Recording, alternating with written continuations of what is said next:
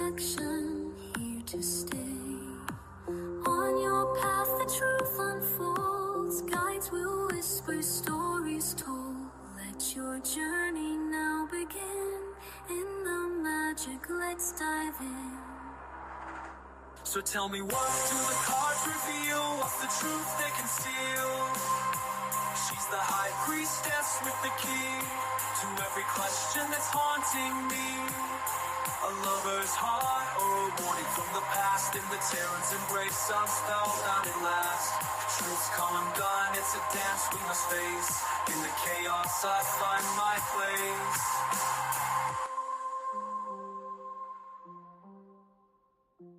In the tarot's embrace, I'm spellbound at last. Truth's come undone, it's a dance we must face. In the chaos I find my place.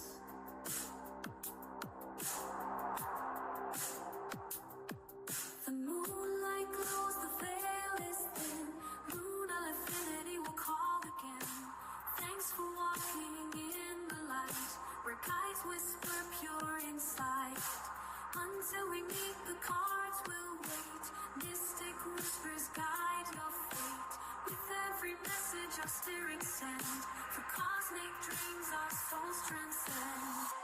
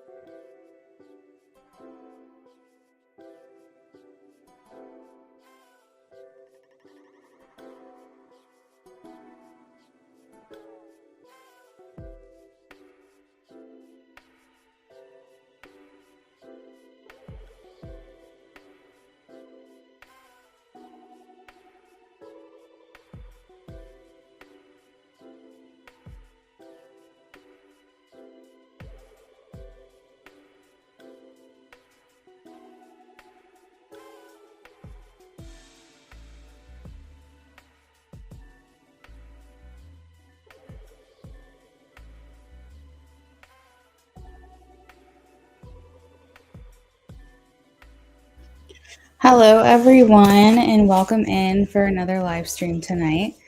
This is very impromptu. I can't tell you the last time I worked an entire weekend, but here I am.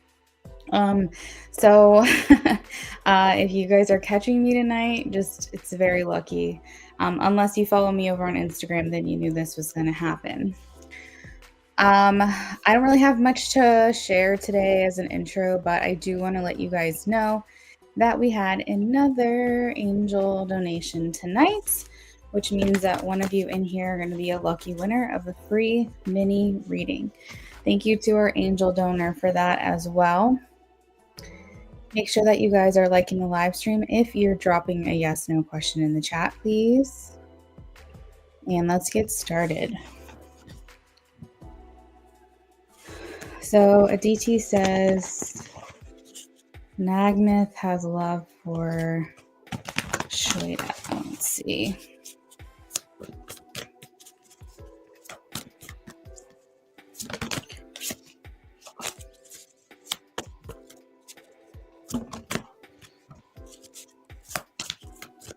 Aditi, there's like a mental connection with this person. I don't know if it's feelings just yet. So I'm going to say, or maybe there's feelings, but there's not love yet. That's what I'm going to say. IJ.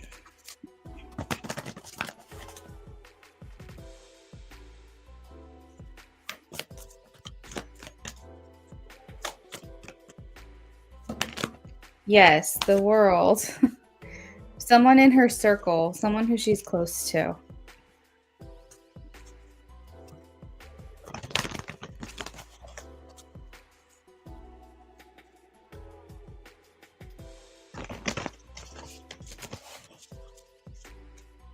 I have a no for Space Cowboy, Death and Rebirth.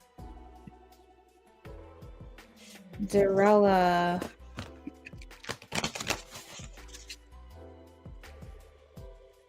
No, Four of Cups.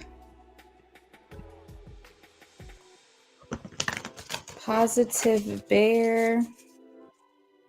Yes. Ooh, I like this card for you as well. Ten of Pentacles.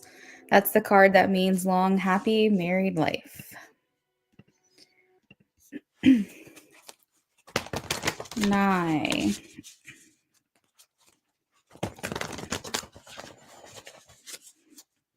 Nine, I have. Will T come to C9? Will T come to C9? Yes or no? I am getting a yes. I have the Page of Swords.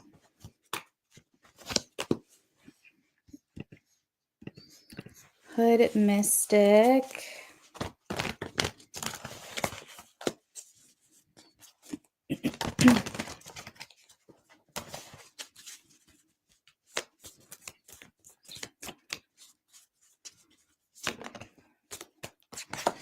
He genuinely likes you.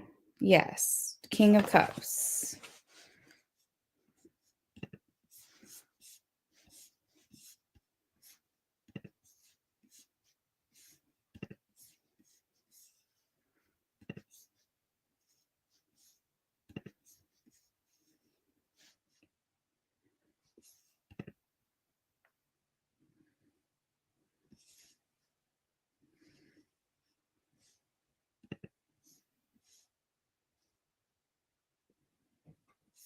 Thank you, Dorella. You're welcome, IJ. Thanks, Dorella.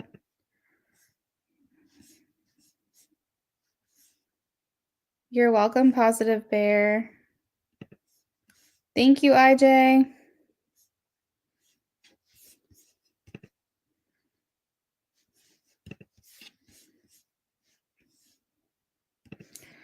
All right, Amy.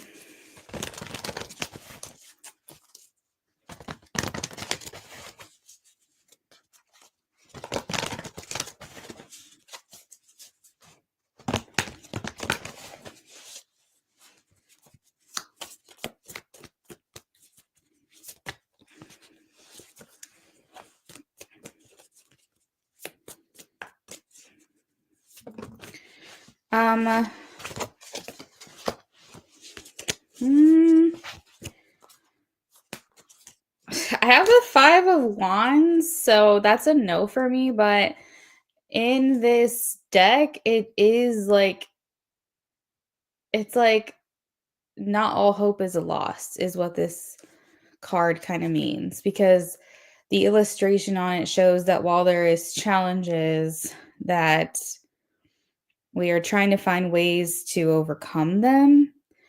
So I'm trying to like interpret that for your question. So I'm going to say no, but I'm going to say it doesn't mean he's not going to think about you on a different day or at a different time.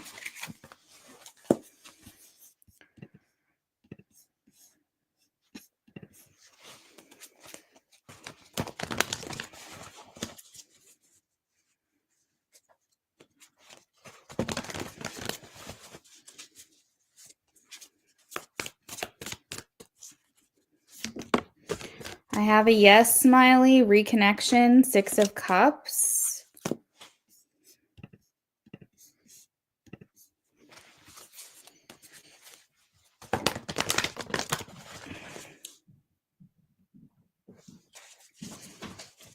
Hey, honey.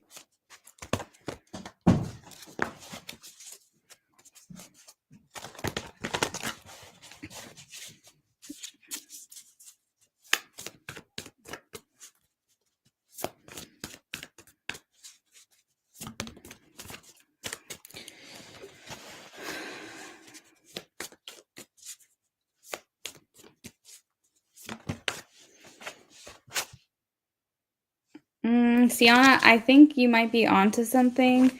I have the Seven of Pentacles. In this deck, it's a yes for me. I feel like Spirit's saying you're getting warmer, like you're getting closer to figuring it out.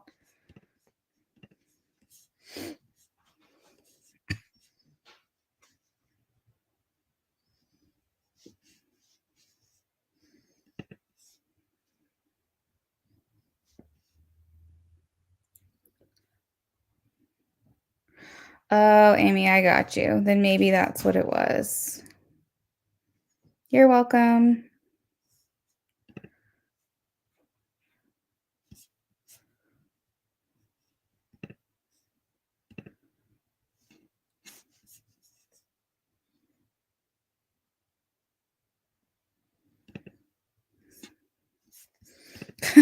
Sag girl, I was like, you lied? What did you lie about? Margaret.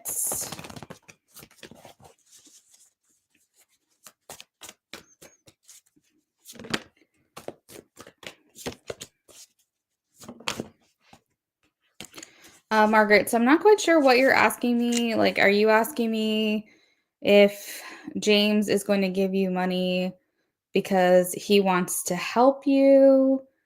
Um, I'm not sure how a child in a store like relate. However, what I'm going to do, Margaret, is I'm just going to ask Spirit to answer the question the way that you are intending it to be asked. And I'm going to see if I can get a yes or no answer for you. So give me 1 second.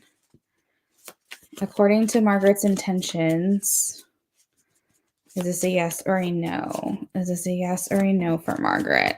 Margaret, I have a no. 4 of Swords.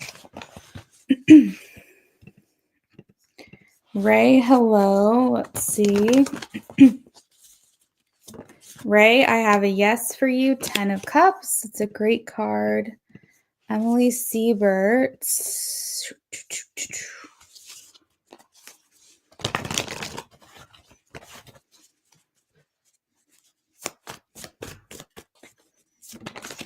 I have here's what I think, Emily. I think the disconnect that you are experiencing is starting to be rebuilt. I feel like he's not emotionally available right now for these feelings. He's trying to set a foundation first. He's trying to make sure that you guys are on the same page, that your communication is good. Think of this as like a rebuild.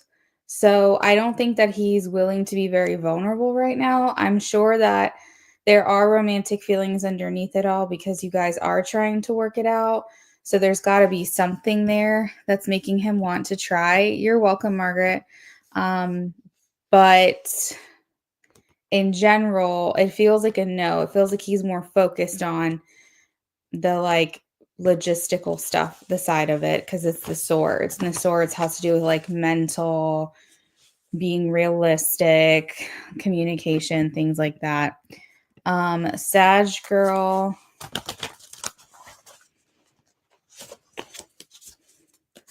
Is I'm going to message Sag girl.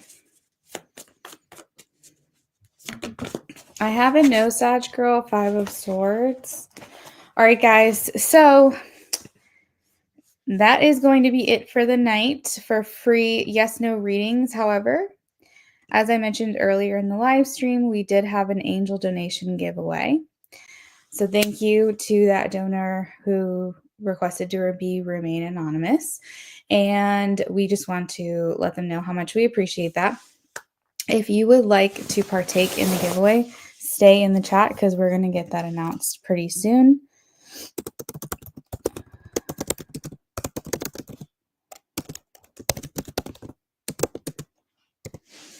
Trying to see what can we do to enter. Let's do a green check mark. Green check mark.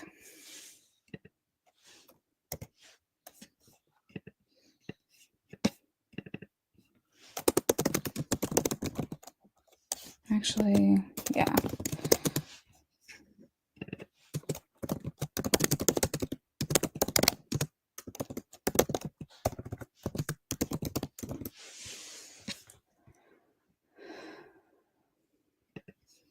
All right, guys. So we are adding names to the list. If you want to enter in for the angel donation, you're just going to drop a green check mark into the chat.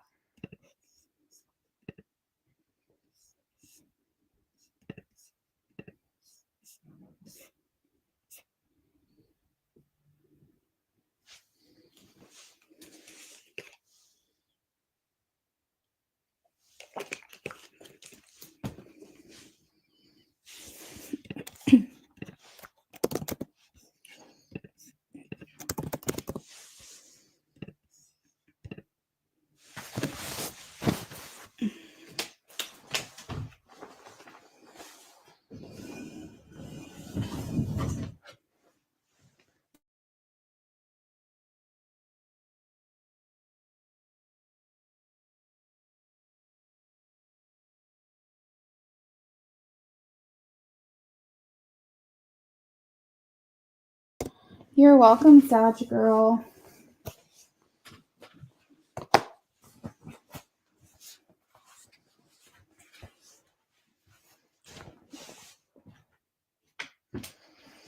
We are doing a giveaway right now, so if you want to enter in to potentially win a free reading tonight, make sure you're dropping a green check mark in the chat, guys. We'll leave this open for a few more minutes.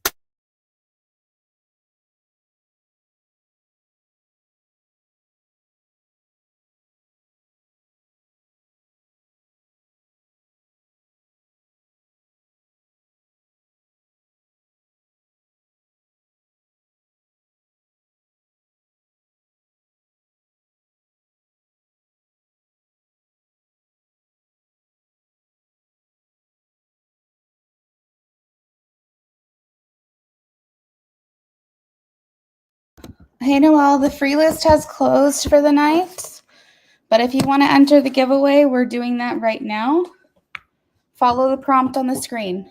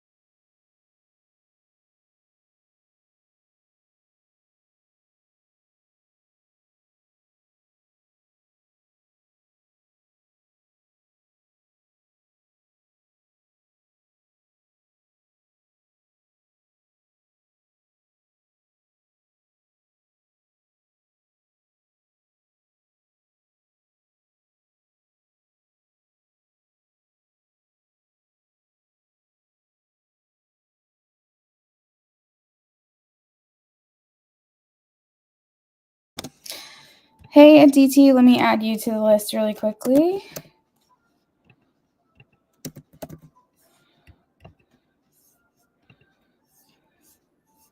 All right, so we have Amy, Smiley, and Aditi. If anybody else is in here that wants to enter the giveaway, please go ahead and follow the prompt on the screen. Hey, lovely. I'm going to leave this open for about 2-3 more minutes. What we'll do is we'll do 10:40 p.m. because that's where I am right now, or like that's my time where I am at. So that'll just make it easier. Once the clock is 10:40, I will lock it in. And you know what? If not many people enter tonight, that just increases your chances of winning. Thank you, lovely. I did get that donation. Yes.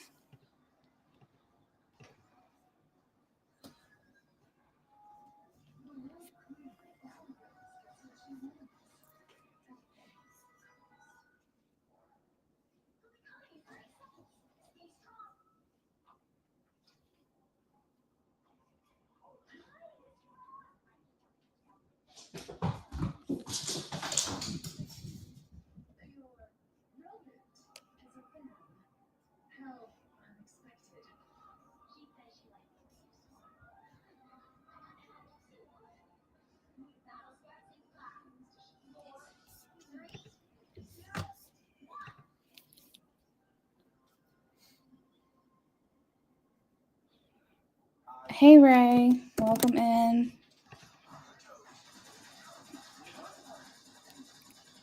Hey, Emily. I see you made it. Yay.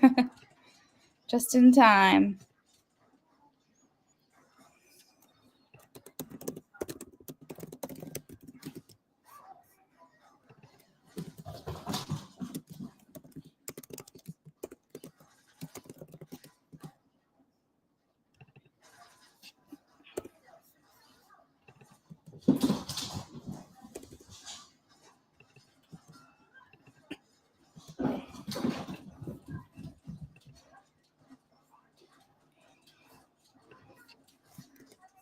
Oh, I'm doing well.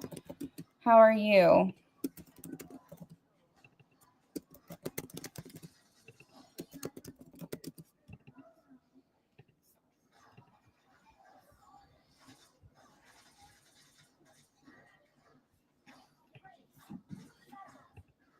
All right, one more minute, guys, and we're locking it in.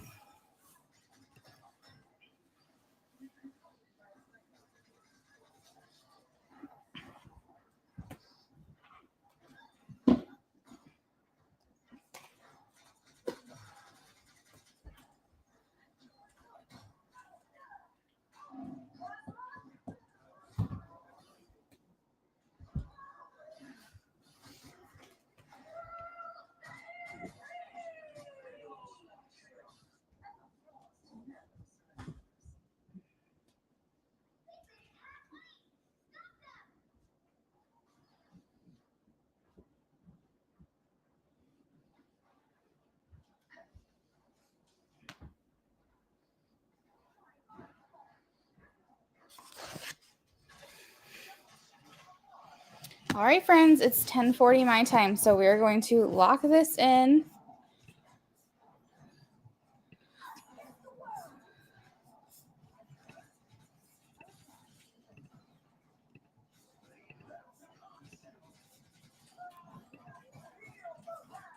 Make sure I got everybody. Amy, Smiley, Aditi, Lovely, Ray, and Emily. Okay, good luck.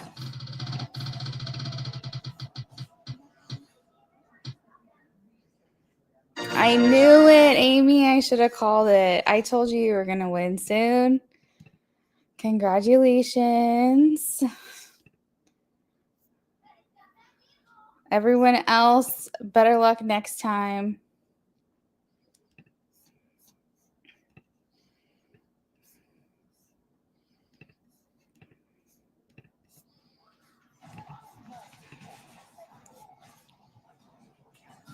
All right, Amy, so since you're the winner and you're technically next on the donation list, we can do whatever order you want. So you just let me know. Congratulations. Emily, aren't they so nice? They're so sweet. And we've had, I want to say probably 10 of these so far. And multiple different people. Like there's one person that donates like all the time. And they're just like so generous. But we have had a few other people who have donated as well outside of this person. So just super grateful. It's just such a nice gesture. And I just like spreading the positivity in here. And I feel like it's just such a nice way to do that.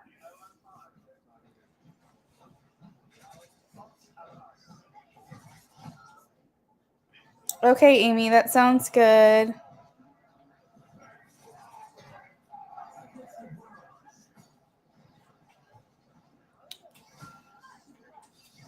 Hey, Emily, you donated?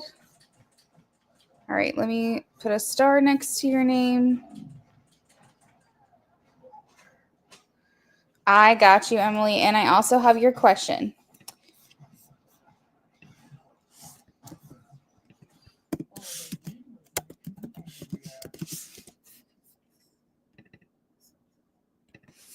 All right, that is the new order.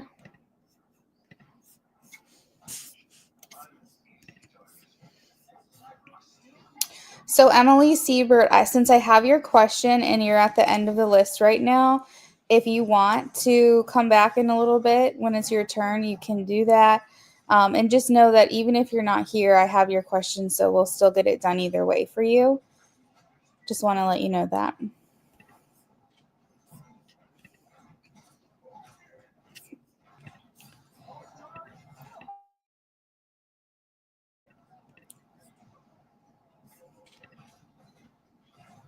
Give me 1 second, Amy.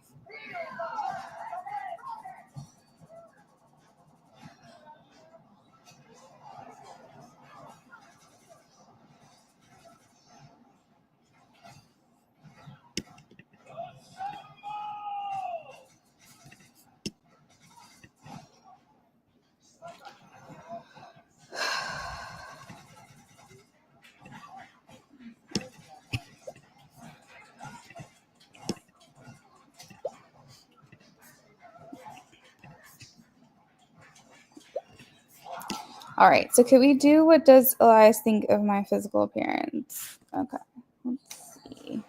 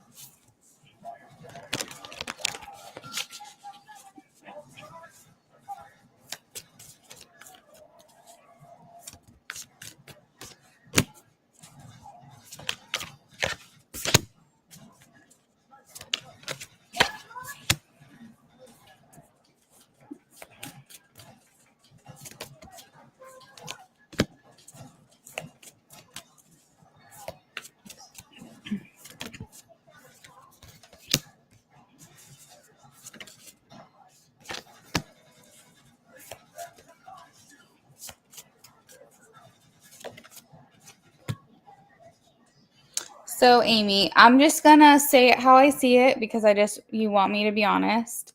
I feel like you differ from his usual type. I feel like he goes for something different. I'm not quite sure what that is, but it's something about your ethnicity makes you a little bit exotic, and I think that he is drawn to that. I think there's more of a what am I trying to say?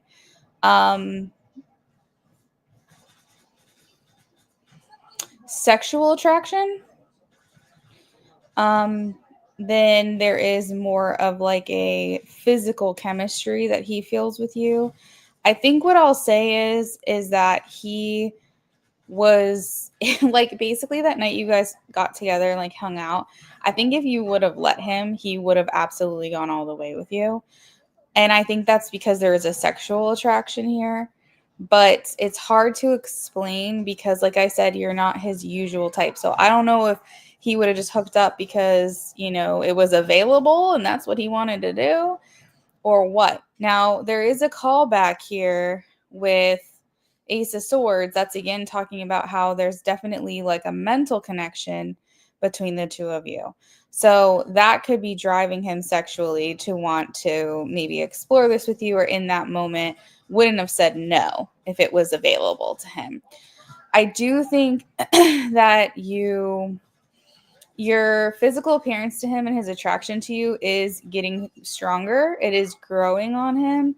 It's just not because I have the 7 of Pentacles, which means like this is growing, this is progressing.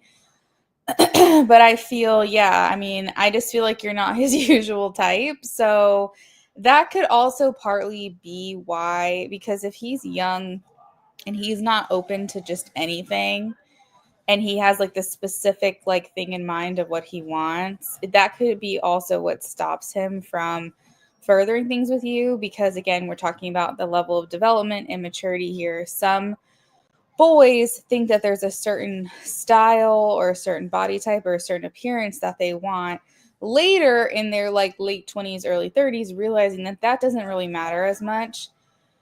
This might be right match, wrong time situation. And I feel like he's going to want to fulfill more so what he's looking for. I think when you're young and you're immature, you're more so looking for who's your type or what's your type. In my opinion, as you get older, it's like if, as long as you're attracted to that person, then the type doesn't really matter. They don't have to fit a certain mold. They don't have to love like, I don't know, freaking Stanley's and be like a white blonde girl or be totally into like certain certain styles. Like, you know what I'm saying? There's different types of styles out there. I'm trying to think, like there's a gothic scene, emo, there's like the preppy kind of style. You know what I mean? Like there's just like different vibes, and I feel like you just fit a different vibe than maybe what he typically goes for. You said besides having a type is very fluctuating. So it's like Does he find you attractive? That's why I'm saying, like, he finds you sexually appealing. Like, I think he's going to get it where he can. So if you allowed him, he was absolutely going to go for it. That's what I'm trying to say. But as far as like entering in a relationship with you, being in a relationship with you, there is definitely a reason why I continue to be called back by the mental connection that you guys have with one another. That's maybe why. Maybe this other person are or is more along the lines of his type or what he's looking for. You never know. And then there's also too, like, if you're in a small town, there might be certain things that he's conditioning himself to want that you may not fall into that category. There's also like other things at play. For instance, like how he was raised, like I don't know if this is just like a regular white boy, but maybe his family is just very like single-minded and he never thought about dating outside of his race. Like you never really know with that kind of thing, but I feel like that's where he's at mentally. So that's why I'm saying there's like sexual compatibility and sexual attraction, but I think that we're having trouble is crossing you into the relationship side of things. And he's recognizing in himself that a lot of things would have to change within him in order to step up to the plate to be what you need from him. And I don't know if that's what he's looking for right now.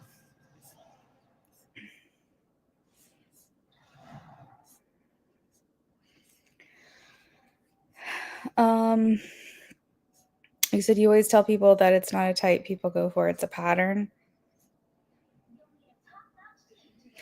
Definitely, Amy, I would agree with that for sure, because if you have a certain type, then that person's likely to be very similar than the next or the last.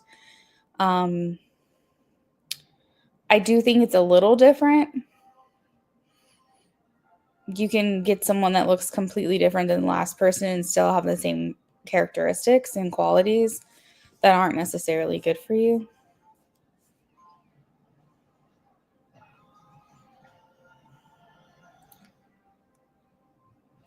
Amy, that's exactly it. You nailed it. He can't see a relationship with you because he's unsure of the changes that he can make. 1000%.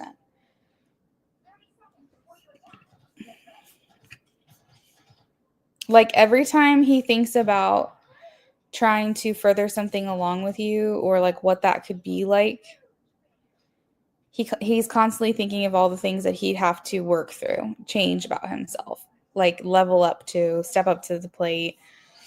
And I think that right now he's just looking for something easy. I think that's really what it comes down to, is that he just wants things to be easy.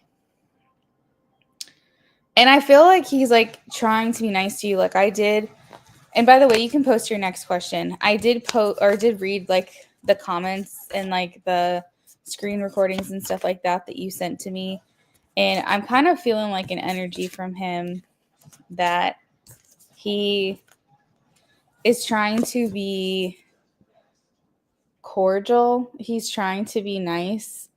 But when you said he's a dry texter, I can definitely see what you mean. And it's giving like a lack of interest, in my opinion, the way that he's responding to you at this time. It's making me feel like he's responding just to be polite.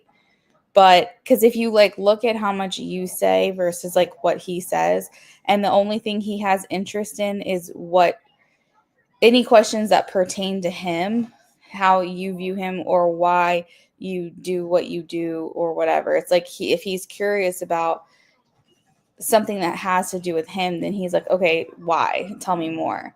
But I don't know. It's not the kind of engagement I would want to have with someone who I thought was interested in me. It seems very, you said it good. You said it well, dry. And it feels like, I feel like you're just going to be like trying to like constantly initiate things, do things with him. And Amy, you have a way, like, I'm just going to be brutally honest, of putting yourself in a friend zone. I'm not going to lie, because you are trying really hard to like show the other person that you're very unattached and that like whatever happens and you don't care. but at the same time you do care. So I don't think that you should do that anymore. I don't think you should say like, oh, well, if you just want to hang out, that's cool, or just like be friends, or we can just like go, like don't do that kind of stuff, because I think that's also misleading. Like, if you want something with this guy, he should know that. And if you don't, then you don't, and you move on. I just think, I don't know. Do you get what I mean? Like, I just don't want you to put yourself in that position with him anymore. Like, it seems inauthentic, because I know what you're actually looking for with this person and what you would like to see. And truth be told, I don't really think you want to be friends with this person. I think it would be hard for you, now that like things have kind of progressed, to see him with someone else. And I think you have to be honest with yourself about that. I think that the only reason you'd want to be friends with him is to see if potentially something more could develop later. Don't you think?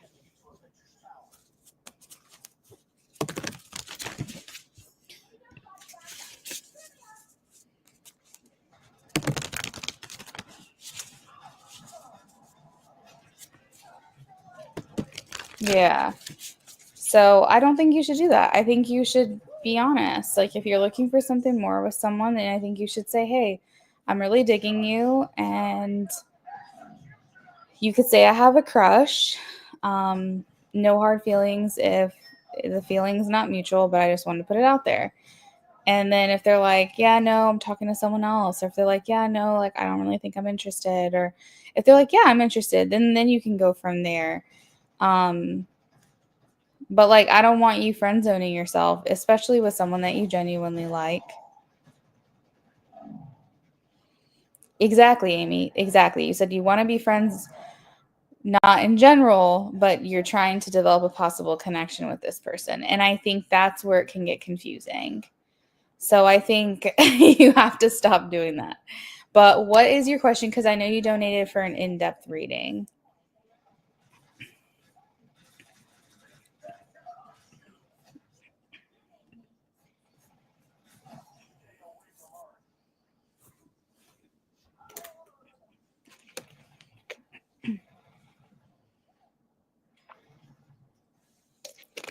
Do you think we should do an in-depth love read so I know what to do, I guess? Well, here's the thing. The in-depth love reading, let me pull it up real quick. So it says how they feel about you, their true intentions, and what they want. And I feel like you already know the answer to those questions. Um, it also answers what brings you together and what pulls you apart. And there might be some enlightenment in those questions that you could discover. The energy around the relationship, you kind of already know. You know what I mean? So I think it's definitely something we can look into, but I just want you to keep in mind that there may be some redundancies. There might be some things I have to say that you already know the answer to, but maybe there are some other areas, some other questions that might bring more clarity to you that you don't know about. So you let me know if that sounds good to you. I'm more than happy to do the love spread for you.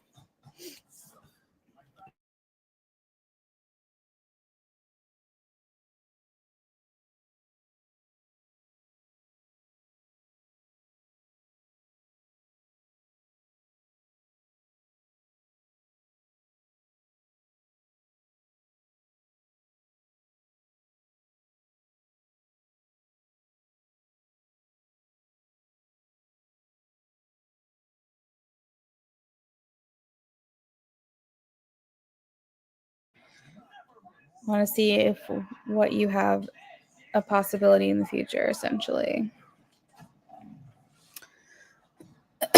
So, yeah, we can do that because that's one of the questions that gets answered in the love spread. So, let me just go ahead and do that for you. Give me 1 second to shuffle.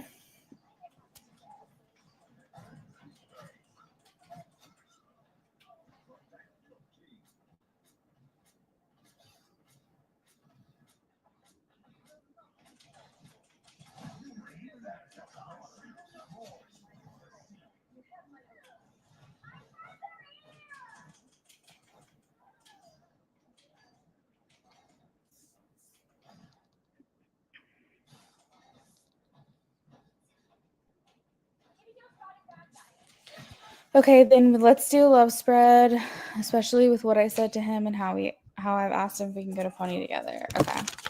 What is that, by the way? Iron Pony. Is that like a dance place? No. Motorsports? I don't know. I just tried to Google it. What is it? Okay, motor store. Yeah. Okay. I'm like, I don't know.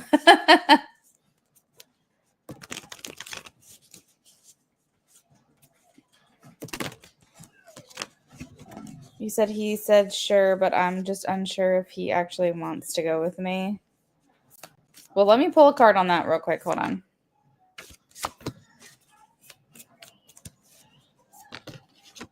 He's fine with going.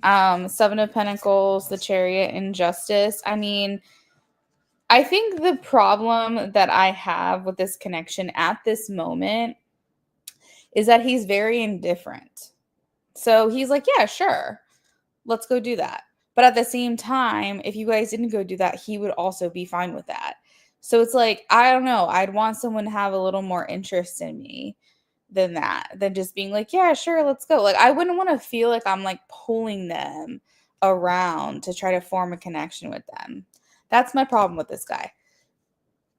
He doesn't have any problem with it. He feels like, yeah, that's fair. That's cool. Chariot has to do, I mean, that's a store he likes to go to, you know, it's fine. Like, I think that's what he's saying. Like, it's not that he doesn't want to go with you. I think he's just not, he's indifferent.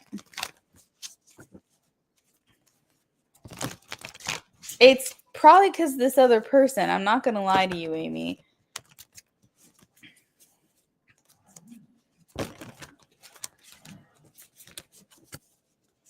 All right, let's see.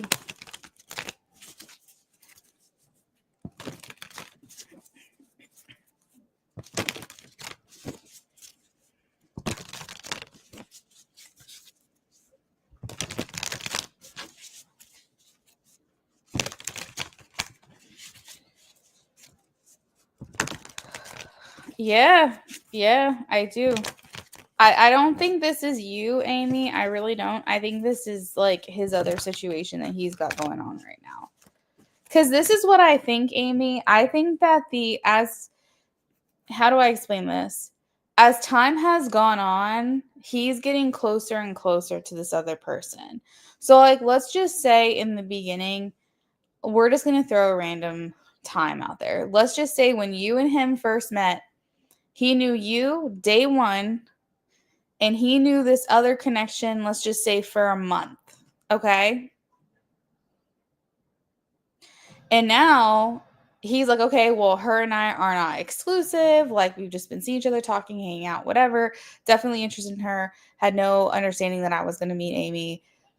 And it is what it is. Okay. So you got to think about it. You were on day one when he was on day 30 with this other girl. They were not official. Nothing was really going on. Maybe some crush, some feelings, whatever have developed, but nothing crazy. Just for example. So in the moment that he was seeing you, hanging out with you, spending time with you, he just thought, oh, I'm just getting to know another person. There's nothing wrong with this. This is completely innocent. Okay. Then a week or two goes by, or whenever it is that you guys hang out. Now you know him for 2 weeks, but he knows this other girl for a month and a half. And in that last 2 weeks of knowing you, him and this other girl have gotten more serious. Okay. You're not officially serious, but he's still getting deeper and deeper in with her as he's getting to know you. So now, by the time that you guys are at this point, I don't know how long you've known him, I'm just making this up, but now that you guys are at this point that you're at right now, he's known you for a month, only hung out with you a couple times, and he's well invested into this other woman that he's known for 2 months. And now he feels like he's in a position where it's not so casual like it was a month ago with her. It's more deep than that. And he feels like now he has to figure out what to do. And he's feeling a little guilty and he's like pulling away from you. So it does make sense that as time goes on, he's getting more connected to this other person, that he would be pulling away from you more. Even though in your mind, the natural trajectory would be we'd be getting closer, that's not the case because he went into this already with a connection from the other side. So it's like Crystal confirming that he's seeing someone. This is making a lot more sense to me. So in the beginning, he thought, oh, nothing's wrong, no harm, no foul. Like, I'm not really official with this girl, whatever. And so I can keep hanging out with Amy. Then it kind of turns into something a little more than just hanging out. And he was kind of like, this is not what I expected, but okay. Like, you know. And then I think that as he started like getting to know this other girl more, then he started feeling like, oh shit, I got to make a decision. So I hope that this is making sense because I want you to understand, because you said you just don't know how we got to this point, and that I think is what happened. I think that's how you guys got here, is that your natural trajectory is the more time we spend together, the closer we're going to get to one another. But in reality, we can't forget that he's also getting to know this other person. And so that's not his trajectory to get closer to you. That's your trajectory to get closer to him.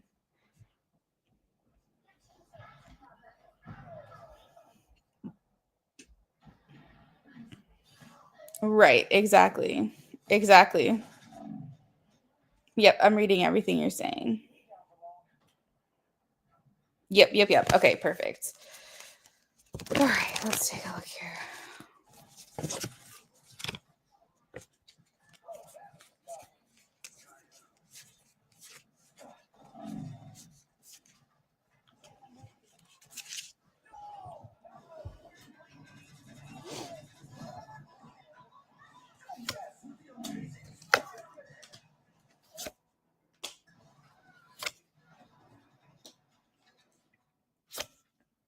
Yeah, I know, Amy.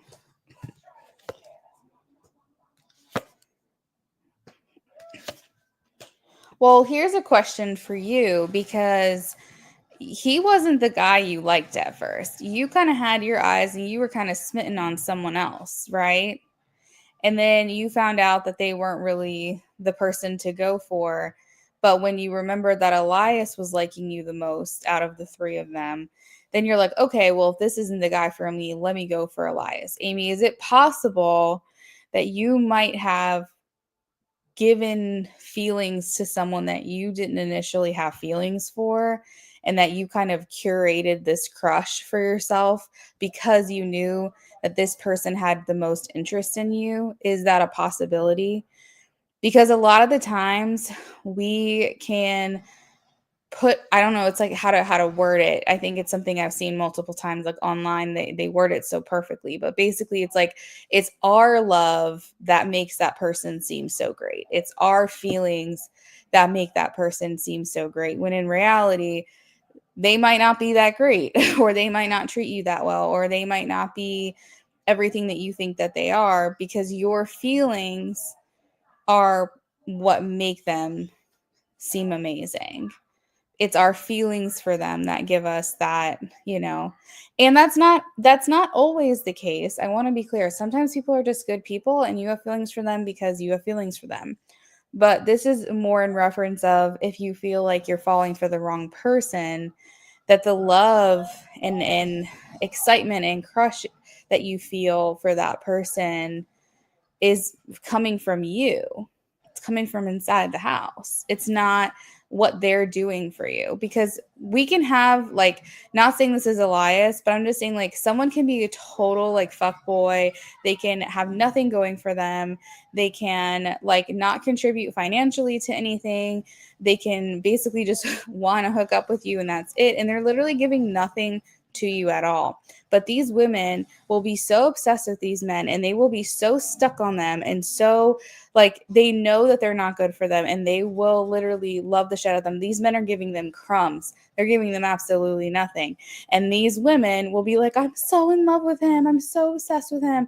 And I'm just like, girl, don't you realize that's not them that's making you feel this way. That is your own feelings being placed upon this person that's giving them that, giving yourself that feeling. So basically, Amy, that's what I'm trying to say. I'm not saying, again, this is an isolated situation with Elias. I'm not trying to say that is what you're doing. It's just food for thought. You said, I'm unsure. I genuinely didn't expect to all this deep crush, but I do understand what you mean.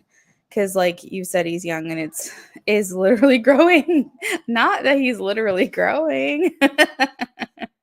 He still might get taller, Amy. That's something to consider, okay? Like he's literally growing. Oh my god. It's not love, it can become infatuation, and it's not bad food for thought. Okay, perfect. So let's dig in here. All right. So for how he feels, we have the Six of Cups. For his true intentions, the Moon. What you want, the Eight of Swords. What he wants, the Knight of Wands. What brings you together, temptation. What pulls you apart, the Devil. What pulls you apart, Five of Swords. Energy around the relationship, Justice. What's hidden, Ten of Pentacles. And will the relationship be successful? Page of Pentacles, clarified by Death. So, how he feels about you. So, Amy, when he's spending time with you, he feels like very comfortable. And when I say comfortable, I don't mean he can't feel awkward, especially when you're around a lot of other people and maybe the situation, the dynamic between the two of you is awkward, then yes, it's awkward. However, when he's spending one-on-one time with you, there's no pressure, there's no expectations, and he's just really hanging out with you, he feels very comfortable. Like he feels like I can like vibe with this person. We can riff off of each other. Like we have fun together. And I feel like I can be myself. His true intentions, we have the Moon. So to just be clear, he does not have any intentions to give more to you than what you're wanting or what you're going to pull out of him yourself. So what I mean by that is he's not going to confirm your feelings for him or his feelings for you. These are deep, deep, deep embedded. Whatever it is he thinks of you, whatever it is that like you want to hear from him in terms of like what he thinks of you or what he feels for you, that's buried deep. The Moon is everything that we suppress. So he might not even be trying to like address the fact that you guys had a moment together. He's probably trying to like sweep that under the rug and move on and pretend it didn't happen, which may be what you're feeling like. You may be feeling like he's just acting like nothing has changed, even though you feel that it has. So his intentions are to just like not talk about it. We're just going to push our feelings down and our thoughts down, and it is what it is. I think you're looking for you're looking for that clarity from him, but what you instead feel is this like self-imposed restriction. You feel like now something has shifted in our connection. Now I'm realizing that I actually do kind of like this guy and I don't know what to do with this. Are these feelings misplaced? Does he feel the same? And you're kind of like, I think you're doing a good job keeping your head very like level headed. I want to just give you that like acknowledgement. I think that you're looking at this very literally, but you are a Libra. So let's just remember that even if you're looking at something very realistic and logical, you also have that other side of yourself that can get really swept away in things. And so I think that's kind of the battle right now, is battling how you feel versus like logic versus what's actually fact, what's actually happening, and trying to like reason with yourself. And I think sometimes you tangle yourself up in this like web of confusion or something. What he wants, we have the Knight of Wands. So Knight of Wands is very much a free spirit. They march to the beat of their own drum. Knight of Wands definitely gets the title of fuckboy. So I feel like he's looking to remain unattached right now. He may even be like kind of doing the same thing to this other girl as well. Obviously, I think things are developing further than you guys, but he may also be giving this other girl the runaround too, possibly, just because his mentality is like, I don't know what I want. Just kind of want to do my own thing. What brings you together? We have the devil, as I mentioned, it's temptation. So, there, like I said, is a sexual attraction to each other. And that's what brings you closer. What pulls you apart? We have the Five of Swords. So, Five of Swords talks about conflict, it talks about inner tension. And I think that could be like a weakness, is the fact that you guys are thinking things, but you're not really saying things out loud. And that's causing a lot of conflict and awkwardness and frustration within your connection. This can also talk about wanting to have the upper hand. So you may be asking him to hang out, spend time with him, or whatever is your way of trying to maintain control, so that way you don't end up getting hurt. And he might be doing something a little different, but also still trying to remain having the quote unquote upper hand by being very nonchalant. I don't have feelings. I'm fine. I'm cool. Everything's good. Like, I'm jokey, Mr. Jokey Man. So I feel like it's like you guys have your own way of trying to feel like you're like on top, or you're like fine, or you're okay. And because we're not discussing those feelings, which I completely understand why you're not, again, this is just why you have that weak spot in your connection, is because neither of you feel like you can be vulnerable, because neither of you wants to lay down your sword first, and just like expose yourself like that. We also have the energy around the relationship is justice. I feel like you're genuinely a good person, and I think he's genuinely a good person. And I think that he is trying to be nice and be fair. And I think you are trying to do the same. I don't think you're trying to overstep. I don't think you're trying to push his boundaries. And I don't think he's trying to do the same to you. I think you guys are very respectable to each other. And I think that's just the energy of the connection, is just, if it's meant to be, it will be. If we deserve to have our justice, then it's going to happen. And if not, in the meantime, we're going to be fair and nice and cordial to each other. What's hidden? We have the Ten of Pentacles. So, what you may not know is that there is the potential for you guys to be in each other's life for a long time. The Ten of Pentacles, to me, at this stage of a connection, would indicate that he's not going anywhere, you're not going anywhere. I don't know if this is through like your own free will, or if this is just because you guys have a lot of mutual friends and you guys will likely always be around one another, or for the indefinite future. But that's something you may not know, is that you're going to be running into each other, pretty often, like whenever your friends are getting together and things like that. Is there potential for the relationship? We have the Page of Pentacles clarified by the Death card. I think that if you guys both come into an opportunity where you're both single and you're both available, I do think a transformation can happen here. However, I think right now the Page of Pentacles is kind of like standing on their own. The Death card is a no for me.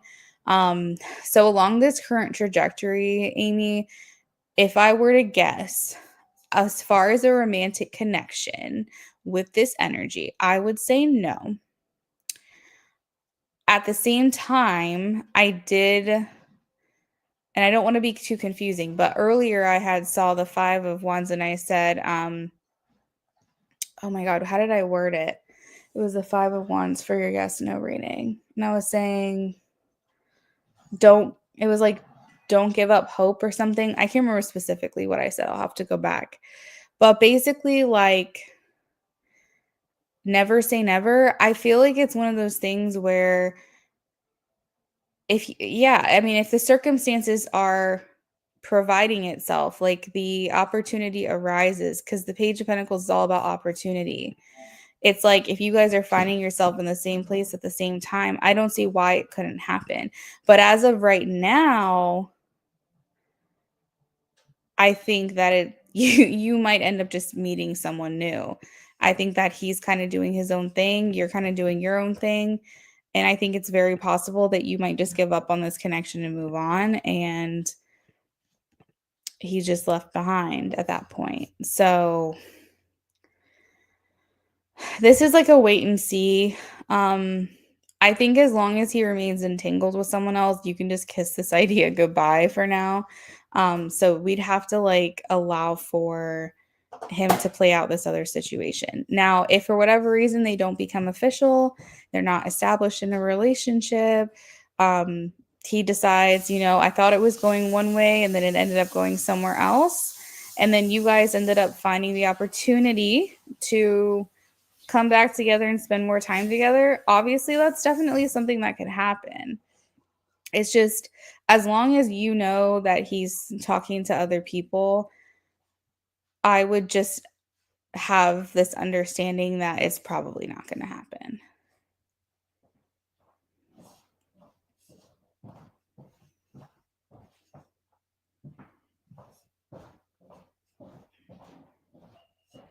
You said you kind of wonder if you should discuss it.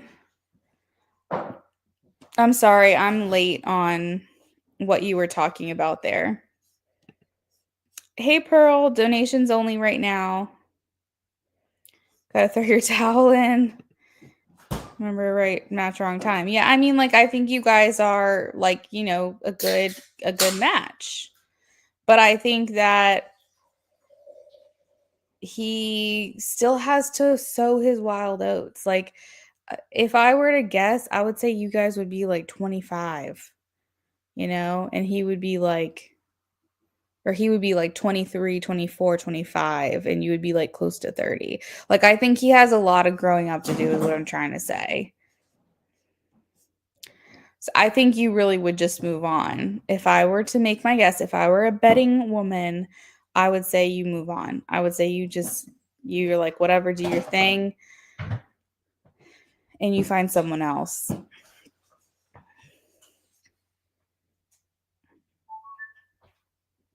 Right.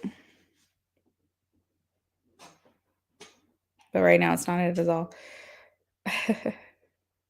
Yeah, and I mean, you could always do that, Amy. I mean, you could always like throw the towel in or you could put your hat in the ring. You got a towel or a hat. You could do both. Like you could literally like say, "Hey, by the way, this is how I'm feeling. I've word has gotten back to me that you might be talking to someone else. If that is the case, like much respect and I wish you the best. However, I just felt like I needed to like speak my mind or speak authentically and just let you know, no pressure. If you feel the same, let me know. If not, no big deal. Kind of like, do you like me? Yes, no, or maybe. Like, send me, like how I used to do back in the day. Kind of one of those things. That's throwing your hat in the ring. And then if you're like, nah, I don't want to do that because I feel like I've already, made enough advancements or whatever myself, and I just don't feel like doing that, then throw the towel in and say, I'm moving along.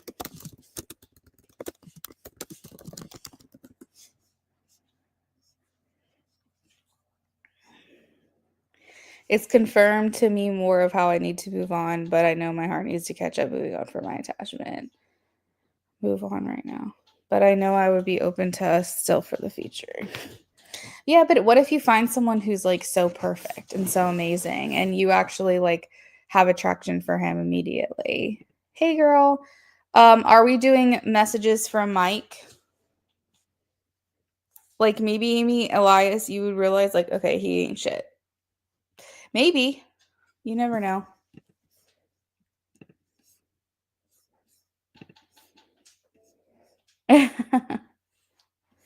Amy, before I move on to Lovely, I just wanted to make sure there's nothing else you want to add on for. You got one more spot before I have to put you back in rotation.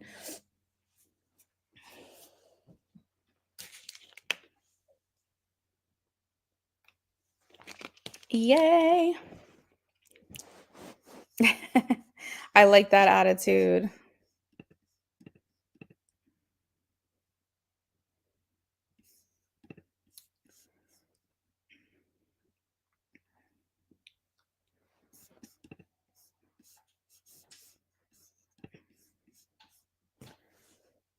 I might at least take what you said. In past readings, I do at least live in the man's head rent free. Live in the man's head rent free. Yeah, and I mean it showed up here too with the moon. You know what I mean? But he buries those. He buries it all. You're welcome, Amy. I know. I know. I just think like let's try to go for someone that is showing genuine interest from the start. You might be like me where it's like really hard to find a compatible match because it's easy to find someone who likes you and it's easy to find someone you like, but sometimes it's hard for both to happen at the same time. Like there are people, like everyone knows all throughout life. Like everyone knows what it's like to be liked and everyone knows what it's like to like someone else, but when it doesn't happen together, like it's unrequited, it's like it's hard. And so it almost feels like, Amy, that you didn't like him in the beginning, then you kind of felt like he kind of liked you, so then you kind of started liking him and now he's pulling away and you're like, wait a second. So I think like let's just try to focus on maybe letting that connection kind of be what it is, push it off to the side and just focus on working on someone else, working on finding someone else. And that may be a couple months before that happens, but you know in your head what you want it to feel like. And I don't think Elias is really living up to that for you right now.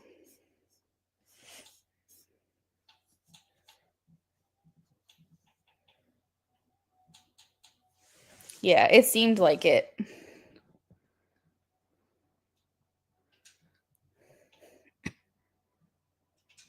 Yeah, exactly. All right, so this is for lovely. You're welcome, Amy. Just remember that, like, you've only known this person for a couple weeks, and, it should be very easy to move on from this person. If for whatever reason you feel like you're having a very, very hard time, I don't think it's him. I think you're still mourning Elijah. I don't think it's Elias, to be honest with you. And I think you're also mourning the fact that you feel like once you establish a connection with someone, you have a hard time seeing it go somewhere, and that can kind of mess with you. I think that it's just too soon to be that attached to someone that you just met. Maybe I'm crazy, that's a hot take, and maybe everyone else would tell me I'm wrong.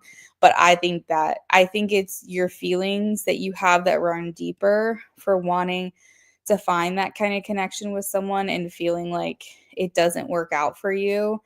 That's more so what's going to cause you to have these feelings. And you're kind of placing them onto Elias. He's like this symbol of what you can't have, even though you want it. But in reality, it might just be your grief.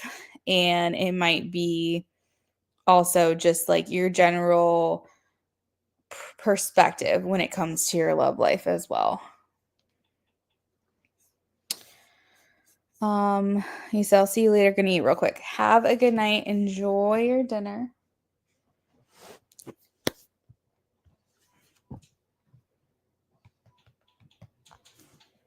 Hey, Natty Nat. Thank you so much.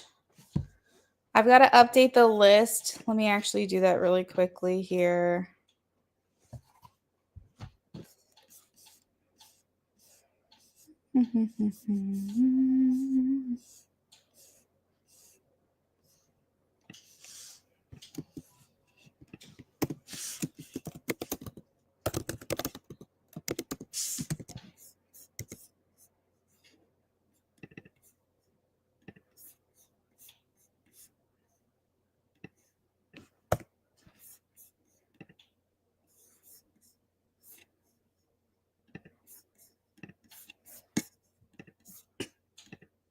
All right, that's the new donation list.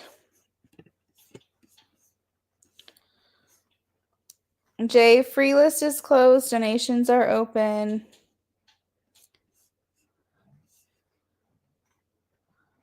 I think what you're saying makes sense. Of course, I don't see Elias as Elijah, but it's been hard because I never like someone the same. Yeah, I know.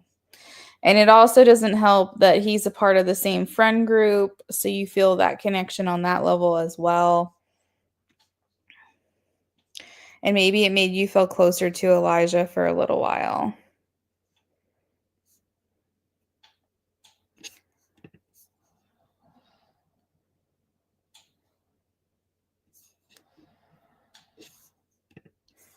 All right, guys, we are working on Lovely's reading really quickly. Give me a second while I work through this.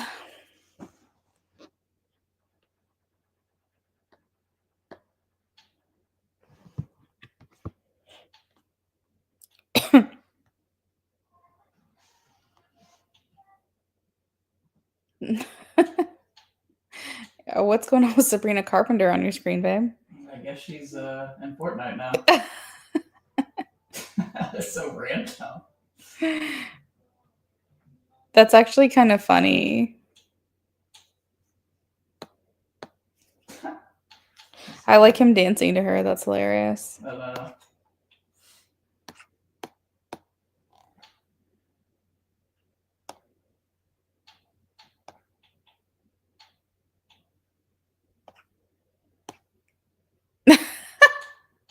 Jasmine says, he has good taste. Sabrina's the vibe. Did you hear me? Mm-mm. Someone in my chat said, you talking about you have good taste. Sabrina is a vibe. But it's not his actual music. Yeah, no. What game are you playing? Fortnite. So he's playing Fortnite and he's looking through all the different, what would you call this? The shop. Oh, he's in the shop right now. So I guess they've got a Sabrina Carpenter section. So he was like scrolling through it. Yeah, that was accidental. It was accidental, he says, but thank you.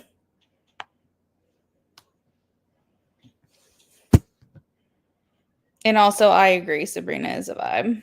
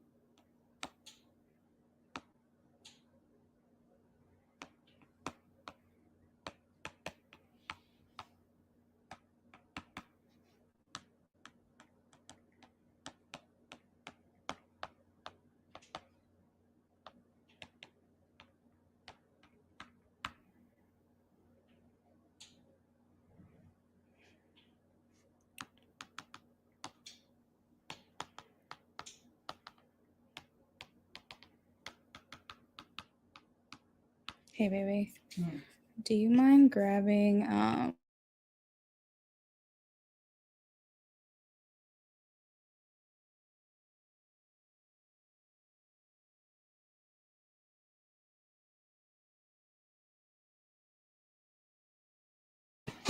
Hey, Paolo, welcome in. Oh my gosh, it's been forever. How are you? I'm doing good. I hope you're doing well.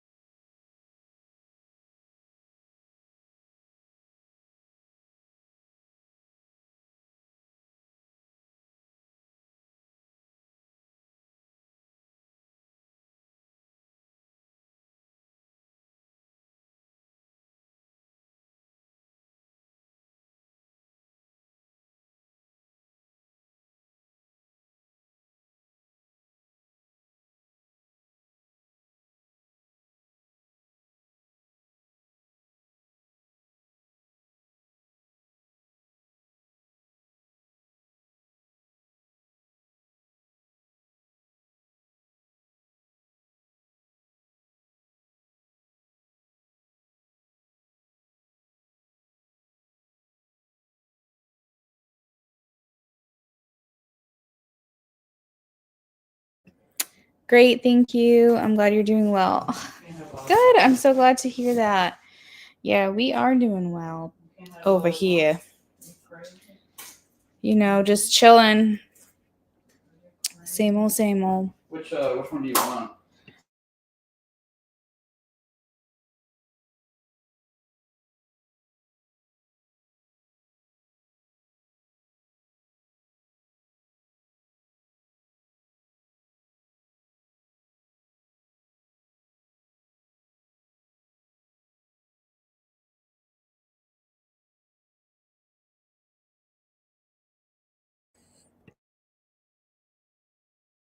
There's no candy.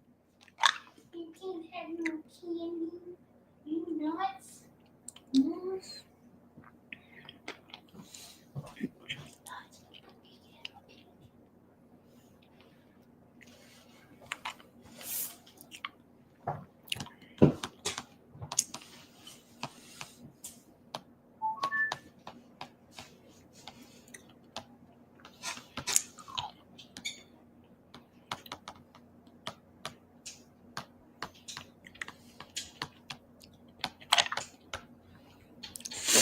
Lovely. I'm about halfway done with yours, okay?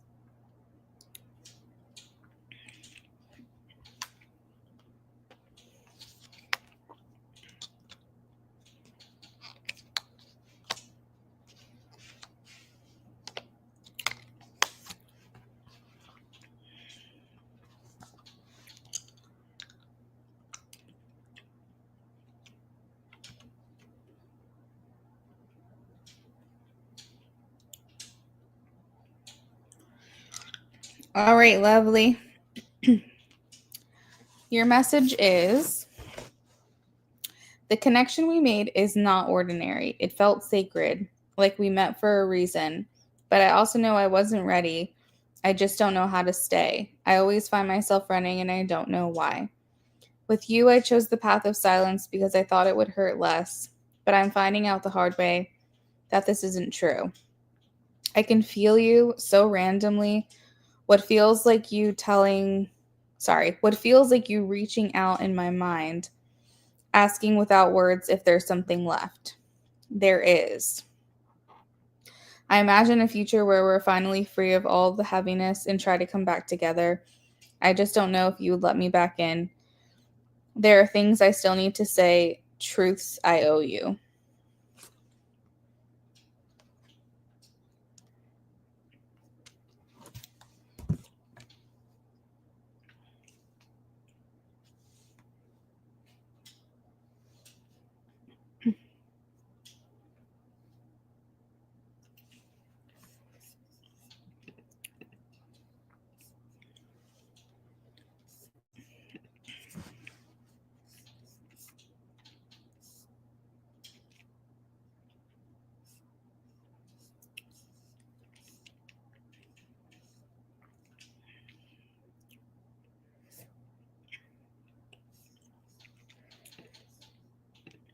Paula, I just saw I got a donation from you. Thank you. I'll add you to the list.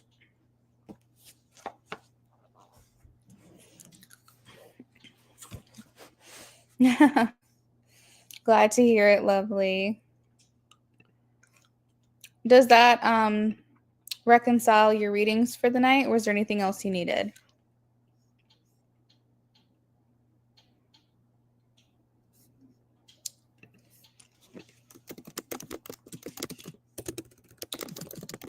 Thank you so much, girlfriend. As always, you're the best at this. Thank you, lovely. Oh my gosh, that means so much. I really appreciate that.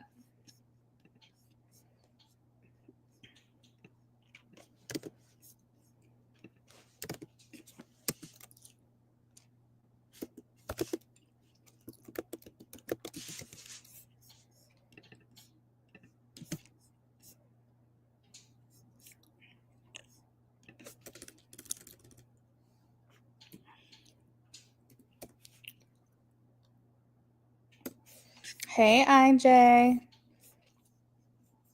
Have a good night, lovely. Thank you so much.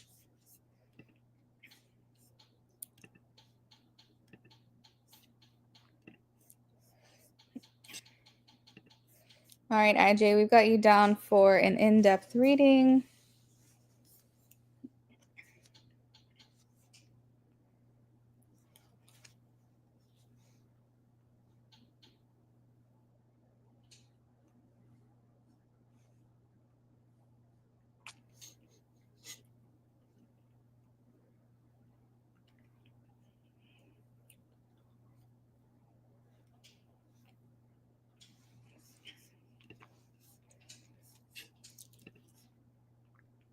Based off of the earlier snow question, when they discuss you, what comes up? Ooh, I like that question.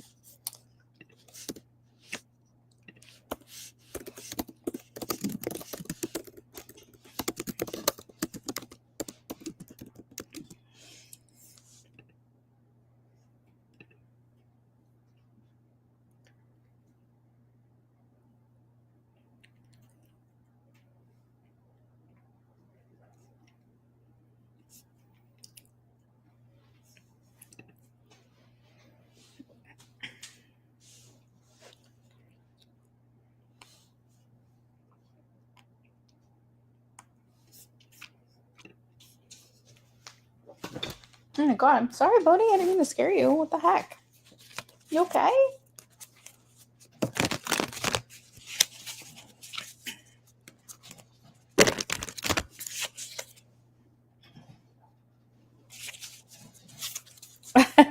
You're talking about the list? I try to work as fast as I can for your time and mine. You know, I don't want to be here all day either. I'm sure you guys don't want to be here all day.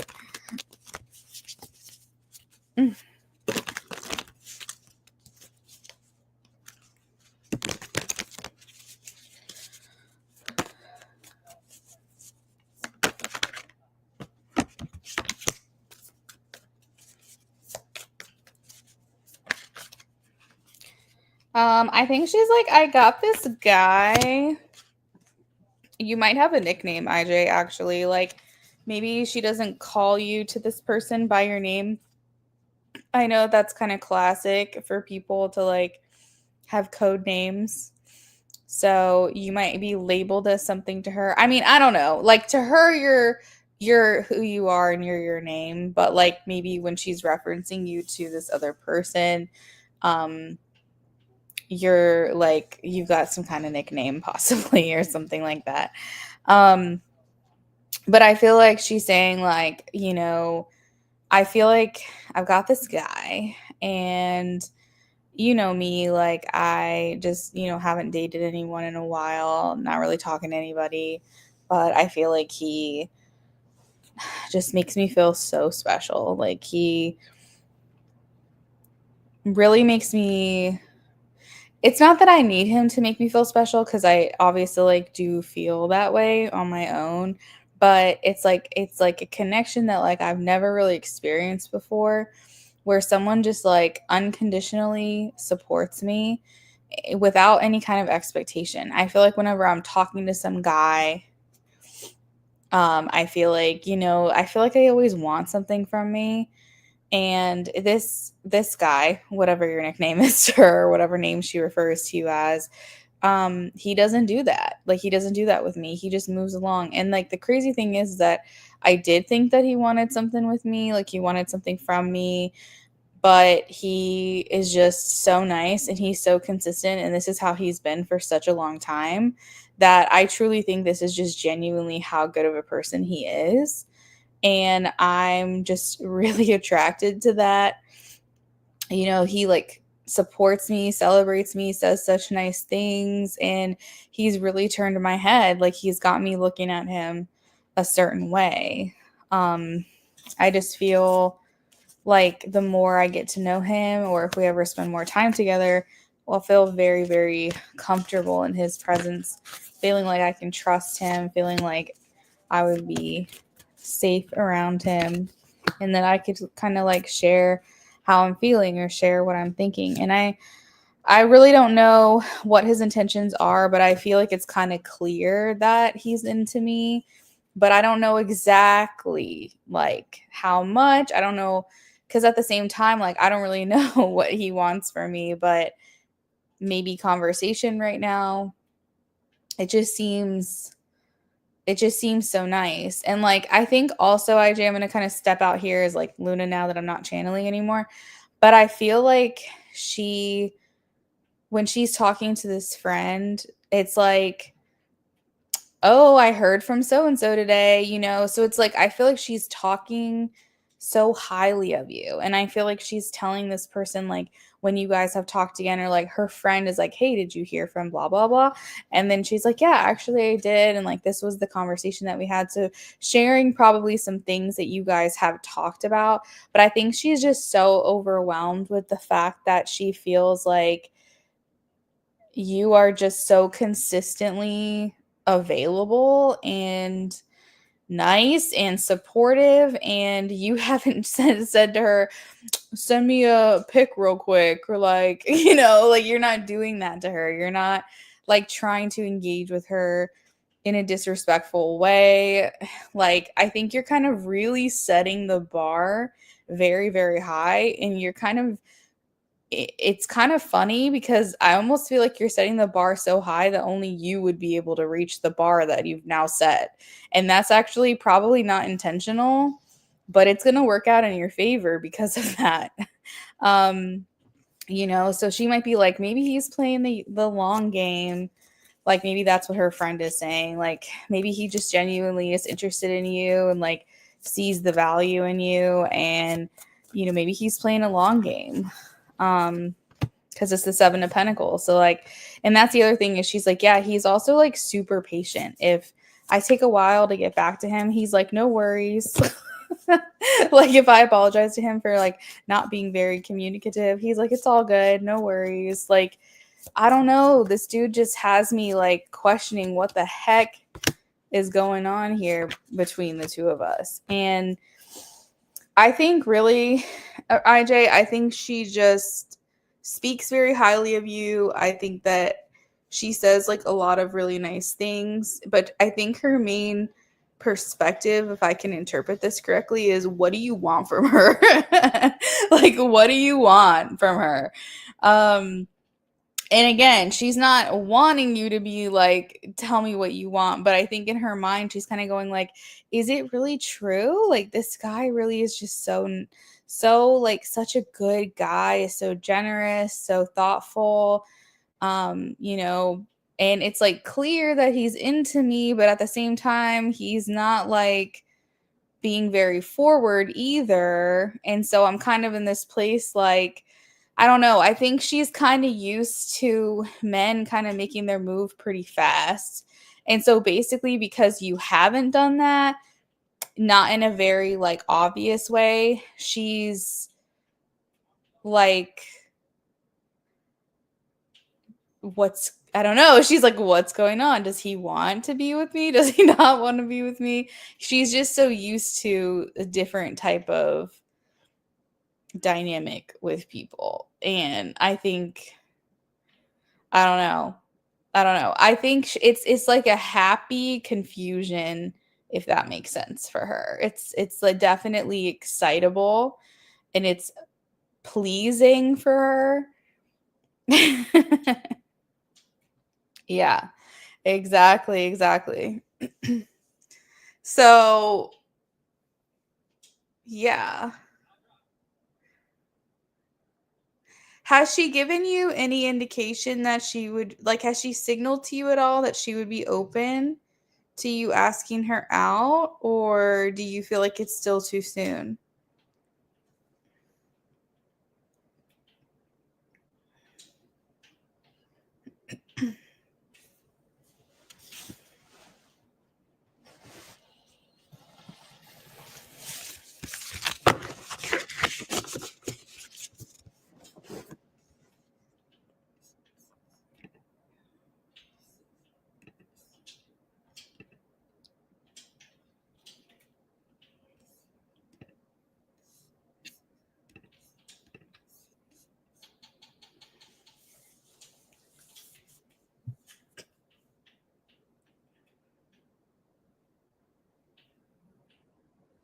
She doesn't give you any definite signals, but she's opening up more. So, okay, that's good because that's what I was trying to figure out. Because I remember saying to you the last time we did a reading that you'll probably be hearing from her more. So, what I will say is if you see an opening, shoot your shot because I think she is a little curious if there's anything that's going to come of this. Do you know what I mean? And even if, here's what I will say, even if she's like flattered and she's like, not right now, she's that you're still giving her the clarity that she needs about this connection. And I promise you, when she's ready, she'll come back around because you're going to be the like bar that has been set. So I don't want you to take it as rejection if for whatever reason she's like, I don't think I'll be available to do something like that. Or if you're like, hey, you want to spend some time together? If she's like, no, that's not a rejection to you. That is giving clarity to her. Just keep that in mind. Because basically, I think she just needs to know, like, what is this? What does he want from me? And once she gets that clarity from you, then you're always going to be there in the back of her mind. So when she is ready, you'll probably be the first person that she thinks of. Do you get what I mean?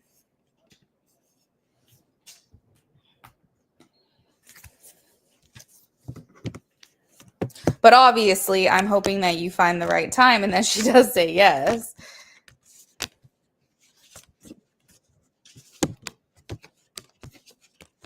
Oh, I like that a lot.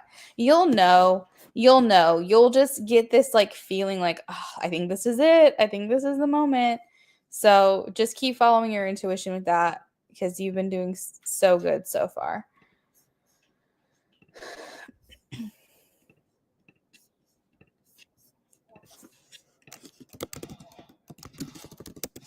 Yeah, you're welcome, IJ. Thank you again. You know what I'm thanking you for, but also thank you for your donation tonight as well.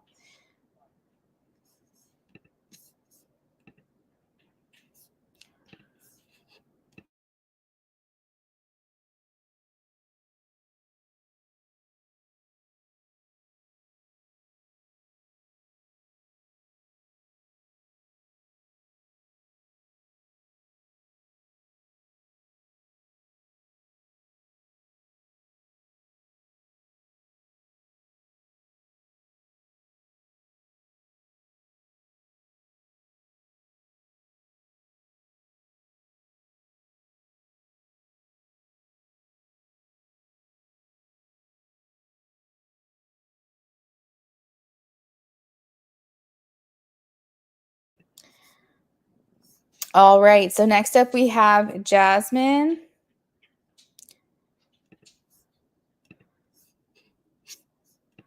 And Jasmine donated for 2 in-depth readings, it looks like. So Jasmine, you can post your question when you're ready.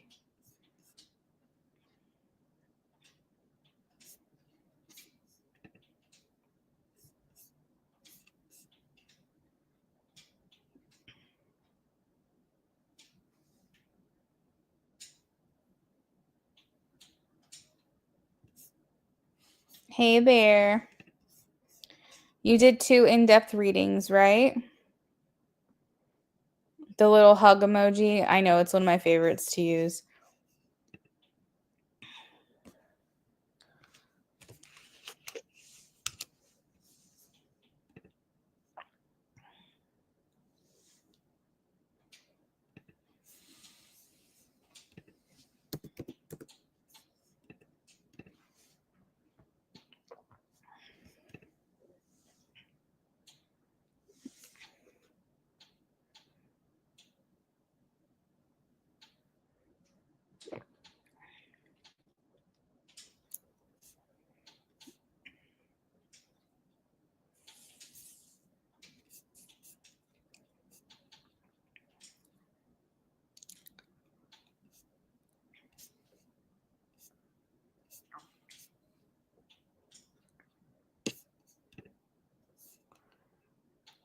Yes, I got it.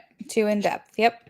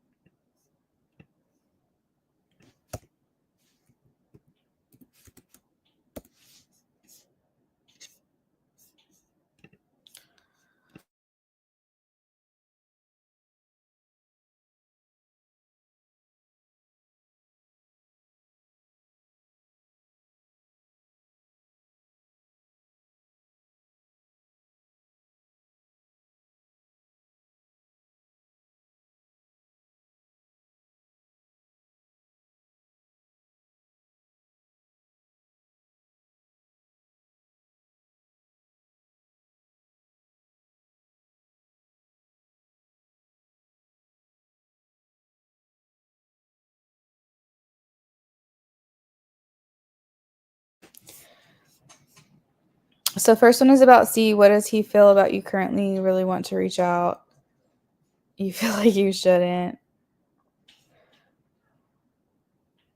Okay, so you said, what does he feel about you? But then you said, what do we see happening? So that's 2 different questions. Which one do you want me to look into?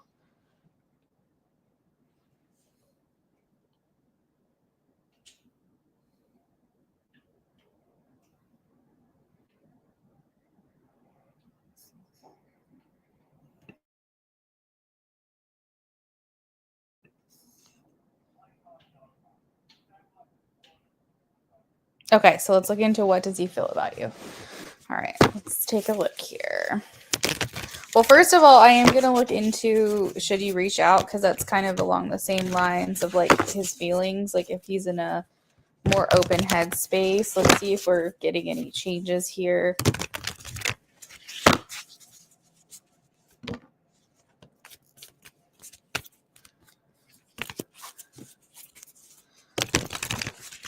It's now a good time to reach out. No, I'm getting a no. 8 of Swords. So we're still not much change between last time and this time. What does he feel about her? What does he feel about her?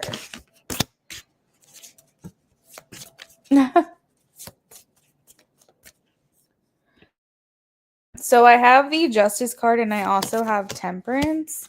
Those are both like the scales.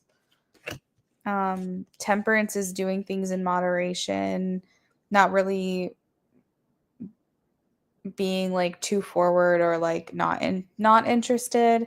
Justice kind of talks about balancing of the scales too. So what I'm taking from this, because they both came out the exact same time, is that he is in a place of indifference right now. So that means that he is potentially open, but he's also not like obsessed about you. I don't know how to like explain that better, but maybe saying like he could take it or leave it is what it feels like. So I don't know what kind of answer you're looking for specifically. Like if you want to know like if he feels the same way as you, it seems like you probably have stronger feelings for him. So like he doesn't think bad of you, he doesn't think negatively of you, he doesn't think anything about it really. But at the same time, I wouldn't say like he's crushing out on you, right? He might notice you, he might like be like but I don't think he's overthinking this at all. I don't think he's really, I'm trying to like do this as like matter of fact, but also like gracious as possible. But I hope you understand what I'm saying. Like, I feel like this person has not thought enough. Like, he's just not at the level that you're at. It seems like you have more interest in him at this time. Now, I don't know if something has shifted. I don't know if you've got readings before, either from me or other people, where they're like, yeah, he has interest in you. That could indicate that maybe something has shifted in his life where he's not being able to dedicate as much time to you. But if this is like the first you're hearing of this, then I would say that maybe it just needs more time to grow, more time to change. I feel like he's just in a place where he's keeping his feelings down deep. We have the moon. He's got his eyes closed. He's not like super invested at this time. I don't know if this is like distraction. Yeah, so I feel like his feelings are very much like on the fence, okay? He's not necessarily shutting the idea of this down, but he's not putting too much thought into it either. So I feel like what I could say is he knows who you are. He has noticed you. He doesn't think negatively at all, but he also doesn't think too much about it either. I wouldn't say, I mean, when you say someone doesn't care, personally, I feel like that comes with a negative connotation. That's what that feels like to me. It feels like when someone doesn't care about you, it means that they had feelings for you in the first place, to have frustrations with you, to just give up and not even care at all. That feels more hurtful to me. I don't feel like his perspective is hurtful. I don't feel like it's negative. I don't think it's mean. I just think he doesn't have enough to go on. I don't think he has enough to develop an opinion of you or something, or like I don't know, either that or he's just like he just hasn't put much thought into it. Maybe he's busy, he's got, work, he's got other things going on. Maybe you're just not the forefront of his mind. I don't know. All I can say is, however it is you feel for him is definitely stronger than what he's giving as far as his energy. So it's nothing bad, but it's not like that he's like crushing out or obsessing or anything crazy. So it's like kind of like in the middle. You said it makes sense. Okay, I'm glad I'm making sense. Much more sense. Yes, exactly. Exactly. I just want to make it clear that it's not negative feelings. It's just not like overly emotional or anything. So maybe that's why Spirit is saying don't reach out right now. Or maybe there's another reason why they're saying no, but I'm still getting a no for that. So let me know what your next question is.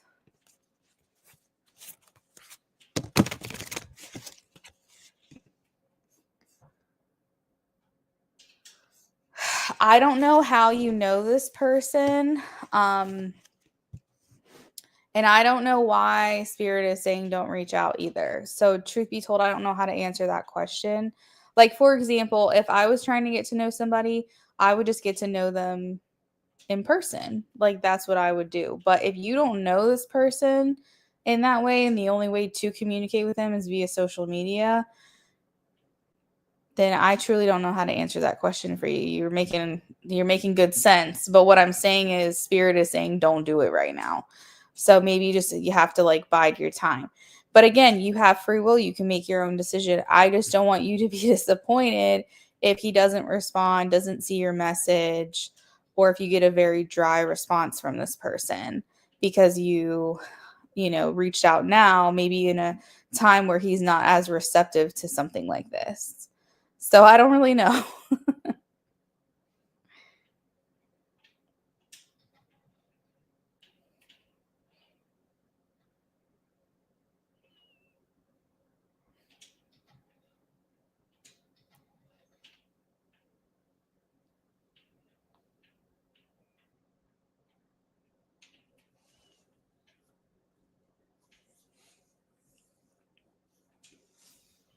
Yeah. Okay, good.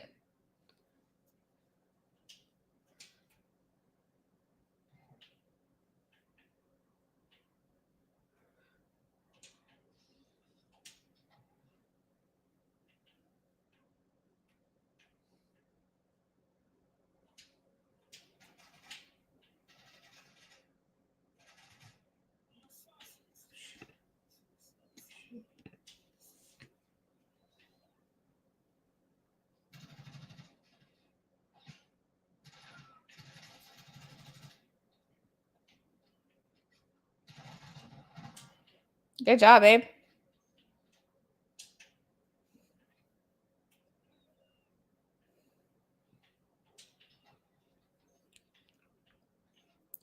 I think my husband likes when I work so he can play video games. Okay, next question. Where things are now, what do you see happening between us? Like, how is it going?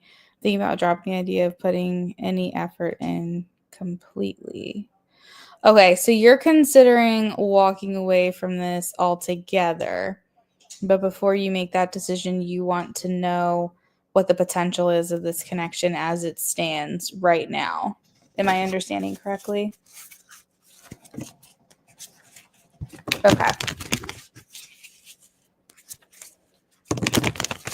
All right. On the current trajectory that Jasmine is on, what is the highest potential of this connection?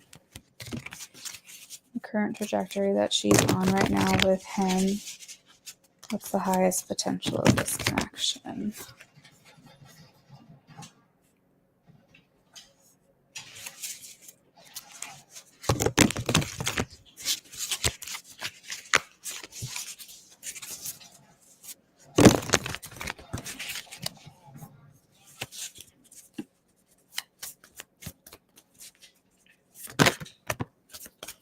All right, so first card out, we have Three of Cups, community and friendship, expansion,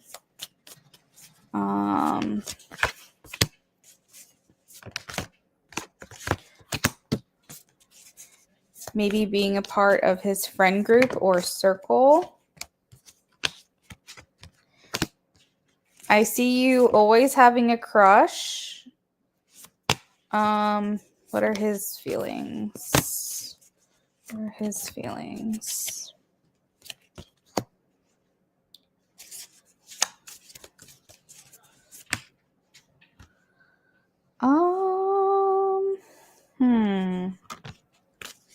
I think, Jasmine, friendship is the highest potential that I see. Depending on who this person is, maybe like hanging out in a friend group with this person, community, collaboration. If that fits, take that.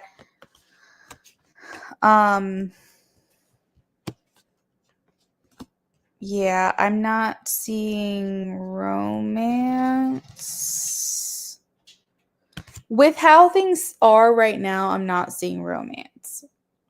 What I will say is that our free will what we choose to do, the decisions we make, the actions we take can alter future timelines.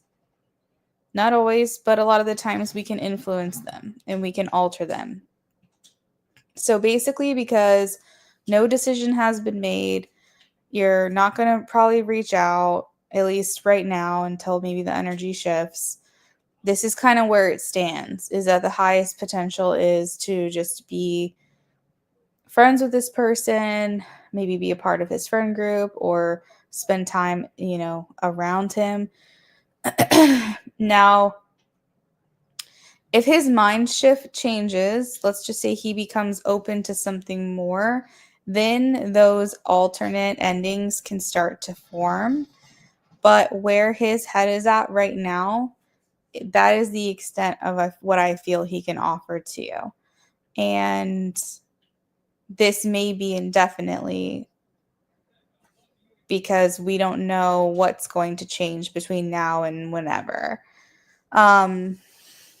Which I know is not what you want to hear, and I'm sorry. Now, that's why tarot is hard. I got to be honest, because I can only tell you what I'm feeling for where you are at currently. And that's what's hard, because we can always change. For instance, I just want to kind of blab a little bit with you and shoot the shit real quick. You could come to me and be like, am I going to get married tomorrow? And I'm going to be like, no, you're not going to get married tomorrow. And then after you have your reading, you're like, I'm going to go to Vegas. Okay. Tomorrow.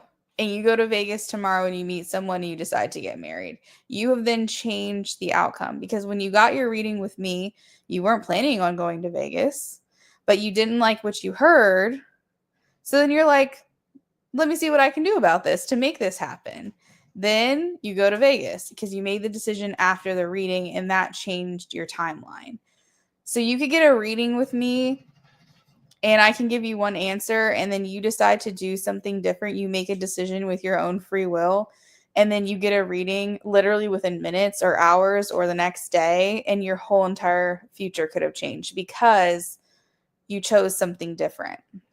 So that's kind of why it's hard for me to tell you things set in stone. I don't want to mislead you. So I am going to be honest and tell you what I am seeing right now. And that right there is the closest to fact that we have. Your current reality, your current experience, your current trajectory is the closest to a guarantee that we can get. But any decision that you make or that C makes, any changes, any decisions, any action can alter this future timeline. And so therefore, I always say never say never. So that's why it's hard for me to give you a guarantee. I don't like doing that. I don't like speaking in guarantees because anything can happen. You can meet someone tomorrow that's better than C, and your whole future changes and you don't even care about him anymore. So hopefully that makes sense, is that we just have to take what we have right now, because it's all we've got is the present moment and the present trajectory, Okay, cool. I'm glad that makes sense. So I think, think on it, Jasmine. I wouldn't necessarily say, completely give up on this necessarily. If you're not ready to do that, I would never ask you or force you or advise you. But if you are really you know what, I've thought about it and this just isn't for me. I feel like I want something that's a little easier, not so complicated, and you decide to move on, I think that's great too.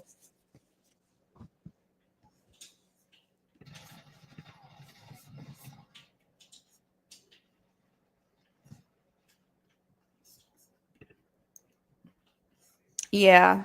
And I think that's a great choice, especially with the information that we have right now.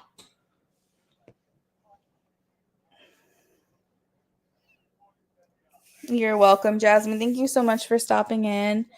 Thank you for your patience as well. I know you've been waiting a little while tonight. Okay.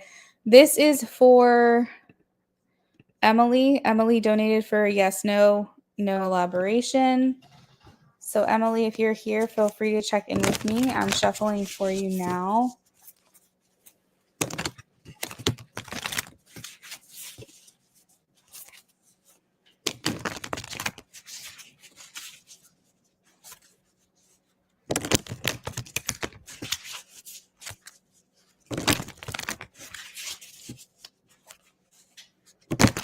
Will Matt eventually have romantic feelings again since you are rebuilding the relationship? Will Matt eventually have romantic feelings again towards Emily since they are rebuilding their relationship? One card, please. One card, please. Yes, King of Cups. He will feel comfortable enough eventually to open up his heart to you. King of Cups.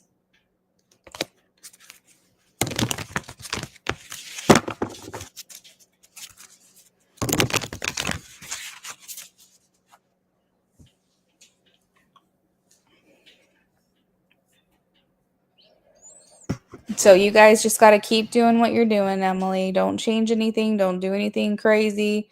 Don't let him do anything crazy. You guys just keep building this brick by brick, stone by stone. And as long as you can keep along this pace, keep along this trajectory, you're going to find yourself back in a place where he's expressing his romantic feelings, okay?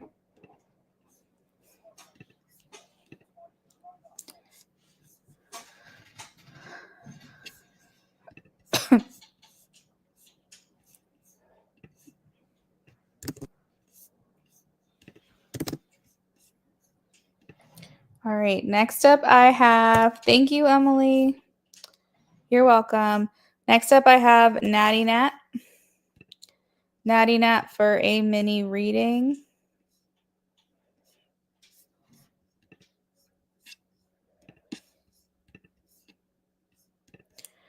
All right, Natty.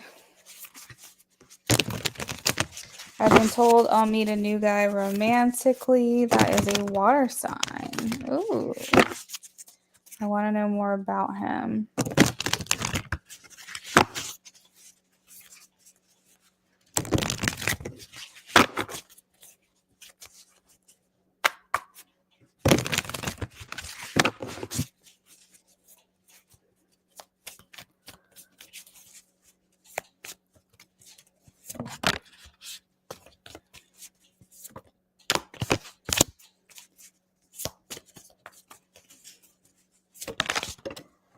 I feel like he works a lot with water. I know you said he is a water sign, but I have the Magician, and in this picture, the Magician is manipulating water. So he could do something related to water.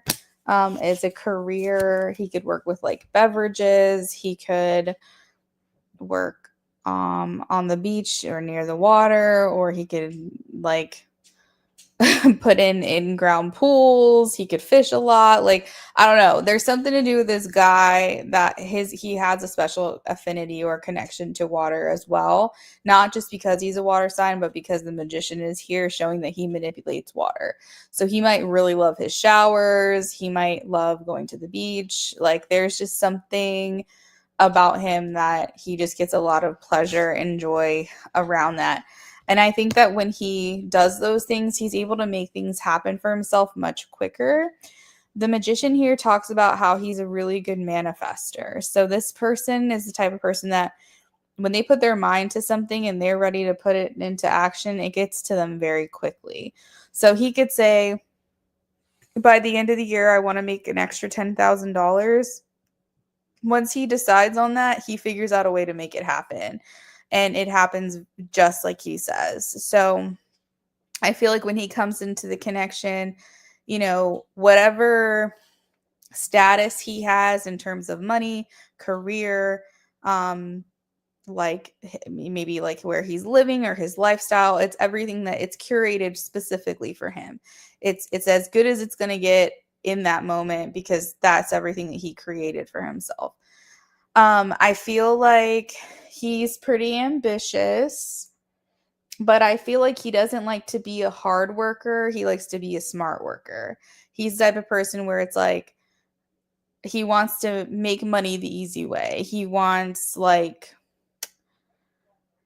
I'm trying to think of like other examples. I feel like I'm not saying that he doesn't have a career, but I'm saying that he likes the idea of working less and making more. So he's probably in a career like maybe being a realtor, or he is living off the land, or he is basically doing something where he can maybe he's a farmer. I don't know. Like he's doing things where he's not, sitting in an office all day long. And if he does work out of an office, it's like he found a way to manipulate it so that he can only do this like maybe part-time, and then maybe part-time from home, or try to find a way to make a lot of money in a short amount of time. I don't know how else to explain this. He doesn't like the idea of a 9 to 5. That's like not his cup of tea. And if that is the career that he's in when you guys meet each other, that's not his goal. He definitely wants to shift into something else. He's the type of person who wants to live his life, enjoy his life, and spend time with his loved ones and people that he cares about. And he doesn't want to be like a slave to the system. Do you get what I mean? So he's very creative. He's good at finding ways to support himself and still not feel like he's locked to a desk. I feel like there's a lot of feelings coming through for you, so I just want to touch on this real quick. We have the Lovers and the Ace of Cups. This is a very deep love. This is not an infatuation or a crush or even an obsession. This is a very deep-rooted love that this person has for you. Cosmic, spiritual, soulmate kind of connection that you guys have with one another, and he only has eyes for you. And I think also, while I think this person can be very social, I think that his safe place is to just be at home with you, or, any future kids or pets or whatever it is. Like he doesn't need to be out in the social life, going out all the time. We have the Hermit, so he's totally fine spending time on his own, spending time just with you. He likes his safe space back in his like cocoon, where his like comfortable area is. So you're not going to find him, you probably won't meet him out socially. I mean, you might, just for the sake of divine intervention, needing a way to put you guys in the same room, but that's probably not his typical like day to day, if that makes sense. Yeah, he likes his downtime, that's for sure. But he seems like a fun-loving person. He seems to have a good sense of humor. He might even like dancing or music or something like that. That might be like a big part of his personality. But yeah, that's what I've got, girl. Oh, he might have a tattoo or two as well. And he might have longer hair when you meet him, or he grows it out after you get together, or maybe that's like a symbol of his youth, is that he had long hair at one point. I feel like he has like a longer hair at some point in his life. I don't know when that is, but I feel like that's a fact that you find out about him when you meet him. But yeah, that's what I've got, girl.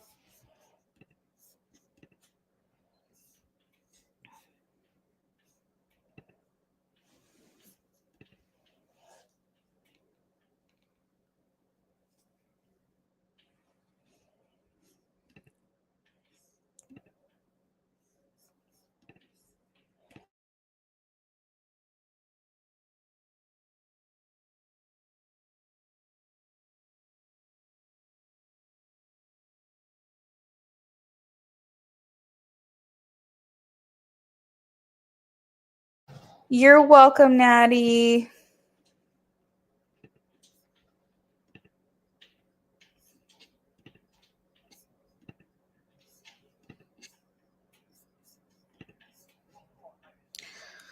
All right, so it looks like some more donations came in.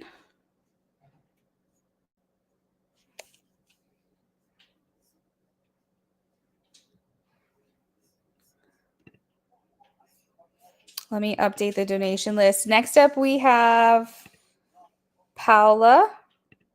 Paula, if you're here, please check in with me.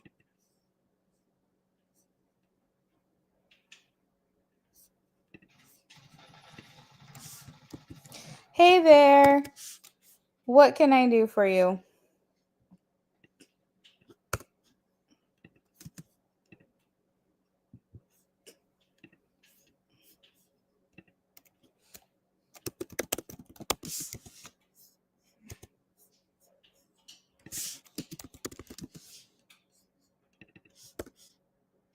Oh.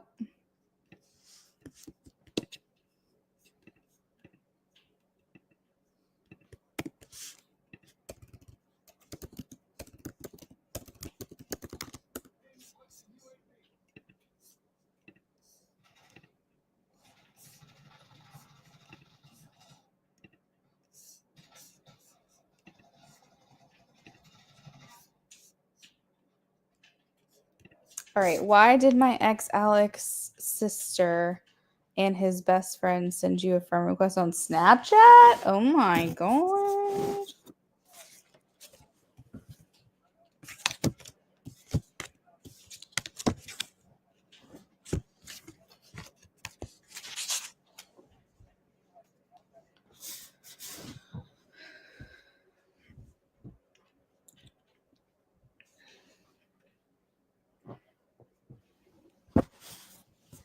Let's see.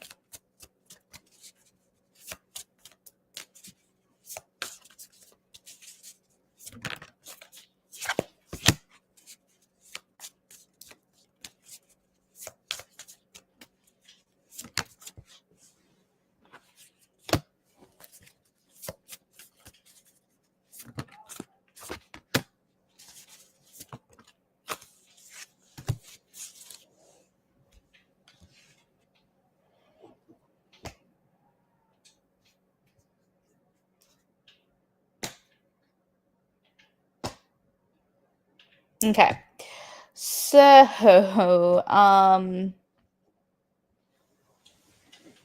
the center of your reading, I have the Page of Swords, and this talks about trying to spy on you, for lack of better words. Page of Swords is that saying that these people are curious about you, that they're trying to learn about you, see your snaps, see what you're up to, what's going on.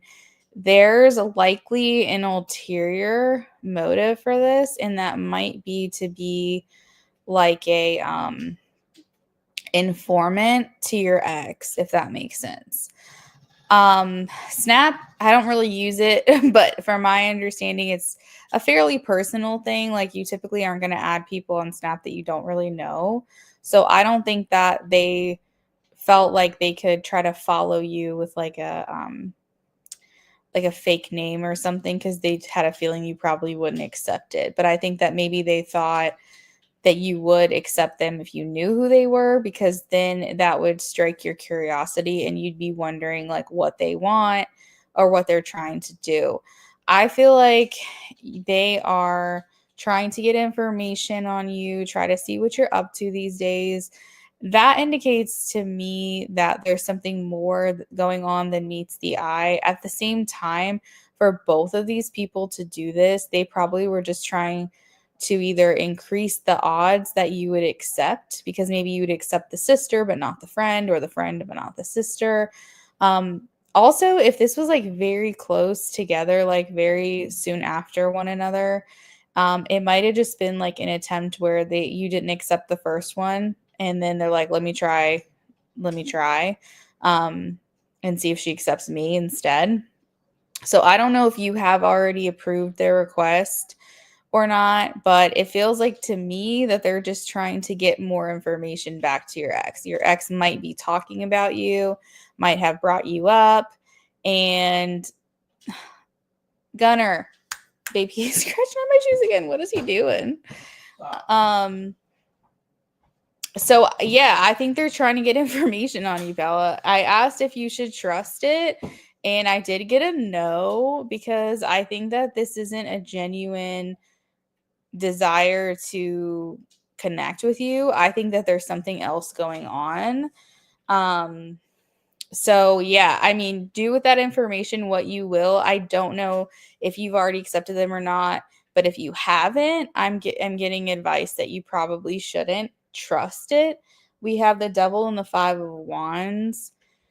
I feel like if your ex wants to communicate with you or know about your life, he should just step up and communicate that with you. He shouldn't be going through these other people. But that's your choice, what you want to do with that information. I wouldn't be giving him the pleasure of having inside information in my life. If he's not coming to me directly, then you don't get to know what's going on with me. Because the thing about Snap is that it does share personal information. Like, you might post a selfie, you might post a picture of a restaurant you're at, you might post with someone else in the picture. I mean, I don't really, like I said, I don't really do Snap, but you're sharing like literally screenshots, Snapchats of your life. And so you're basically allowing these people to have this exclusive information about you to just report back to him. And I feel like if he wants to be a part of your life, he just needs to request you himself, You're very welcome. Thank you, Paula.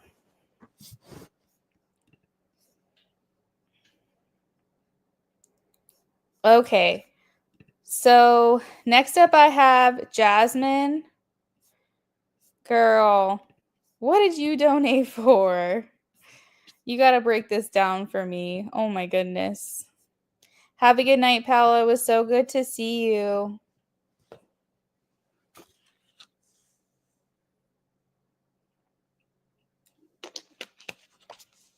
Don't apologize.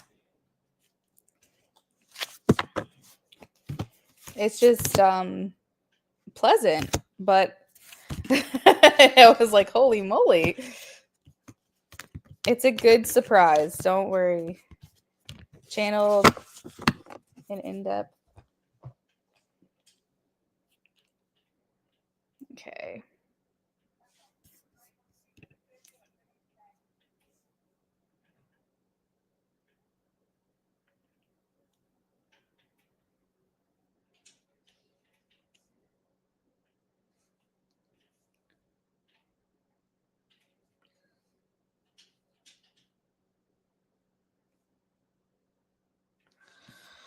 Okay. So you said, I know that it takes energy from you to do these readings, and it's late. Jasmine, you're so sweet. Culture, that sounds good. Jasmine, honestly, that's just, thank you so much. That is the kindest, most thoughtful thing ever. Just thank you for that. I appreciate it. Culture, I have your question. Thank you.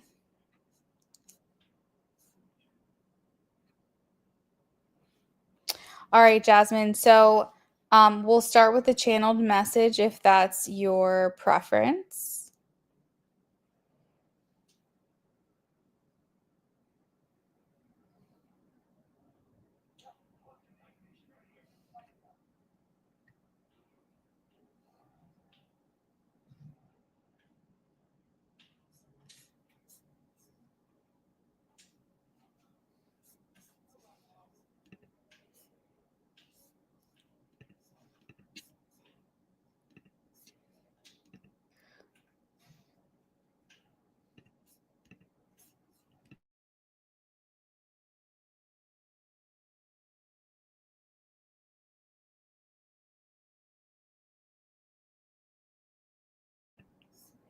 Oh, from C. Okay, let's take a look here.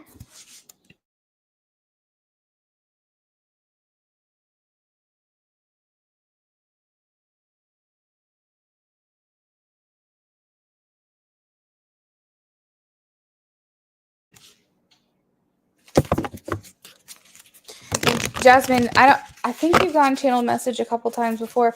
Do we send this to you? Do you get a copy of it, or do I just read it out loud to you?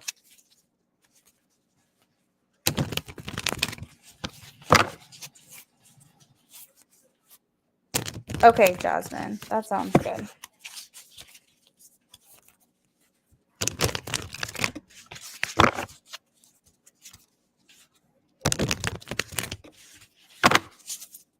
Okay, perfect.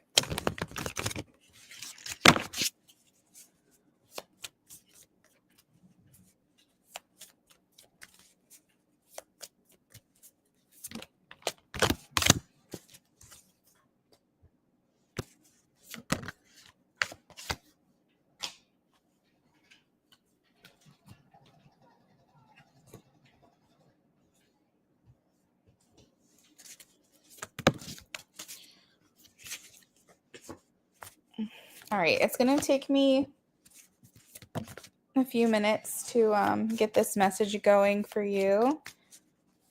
And then I'll check in with you when I'm about halfway done, and then I'll let you know when I'm done. Okay?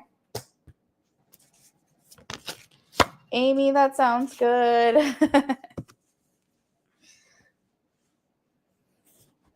I'm getting hungry myself.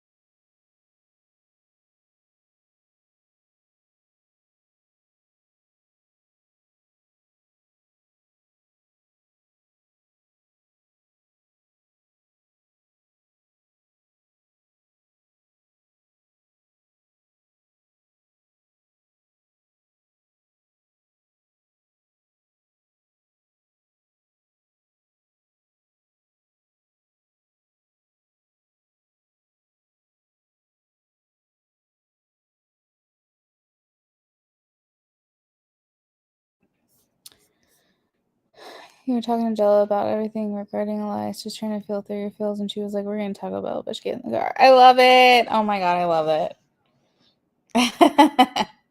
I love people who are always down to eat. Legitness.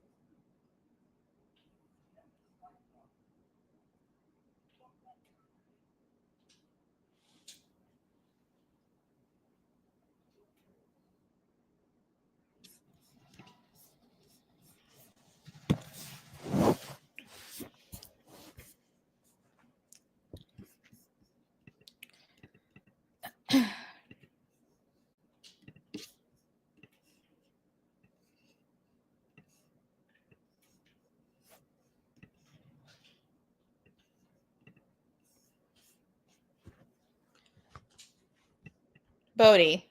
No, not Bodie. Gunner. Are you getting into stuff?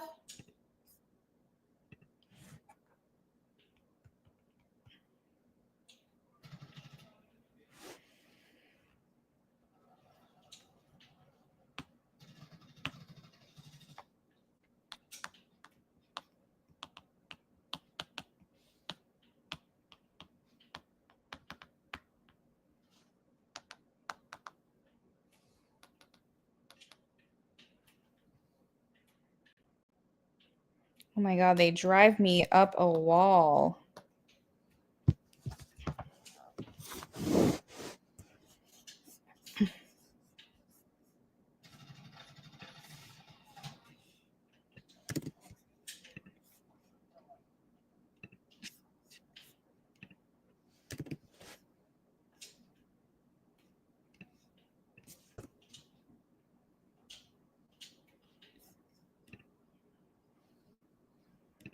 There's something about, I don't know if it's something that I was walking in today or what, but we went out, we went to the tax office, we went to Walmart, we went to, yeah, that was it.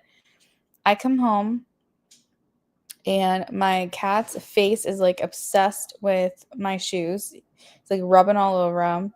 My husband's like, "Ew, don't do that. We were outside. Your shoes are dirty." And then two times tonight, a different cat has been like rubbing his face on him and clawing at him, and I'm just like, I don't know what the smell is that's attracting them today because they don't ever really pay attention to my shoes, but all of a sudden today they're like. And I don't really care if they're rubbing up all over it. Doesn't their hair doesn't stick to it or anything, but I don't want them clawing at them. But it's just really random and weird. Oh, Jasmine. The only story I have about a guinea pig is the one that my family had after I moved out, and his name was Gus, and they just like loved the heck out of that thing. And he did pass away, unfortunately. But they loved him to pieces.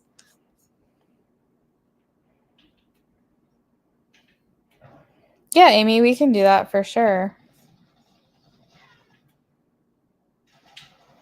Jasmine, I'm about halfway done, okay?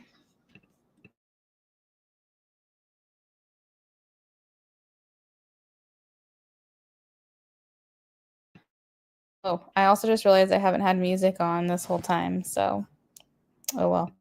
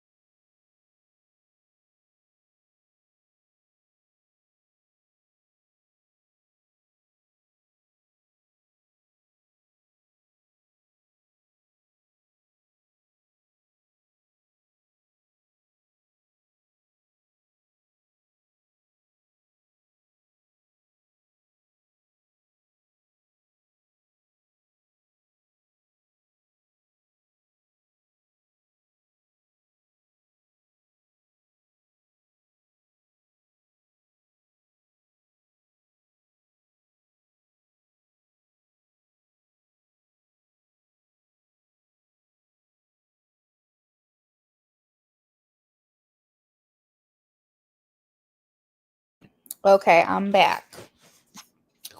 I know they are spiritual. He's back with my shoes again. He's not messing with them, though. It's okay. He must love me or something. Okay, so Jasmine, your message. He says, I'm going to be real with you. There's something about you that I find intriguing, not in a surface level way, but in a quiet, under the skin kind of way. You seem deep, intuitive, and I sense layers in you that I don't fully understand yet. But I've also been keeping my distance, not out of anything negative, but because I don't feel what you feel. When it comes to connection, I move slowly, I hold back, I protect my space. And even if part of me is drawn to your energy, I'm not ready to move toward anything deeper. I don't want to lead you on or make promises I can't keep. I chase my passions, and that's where my focus lies at this time. Sometimes connections don't show their full shape right away. Sometimes they take time, space, growth to even figure out what they are. I see you, I notice you, even if I don't fully know what that means yet.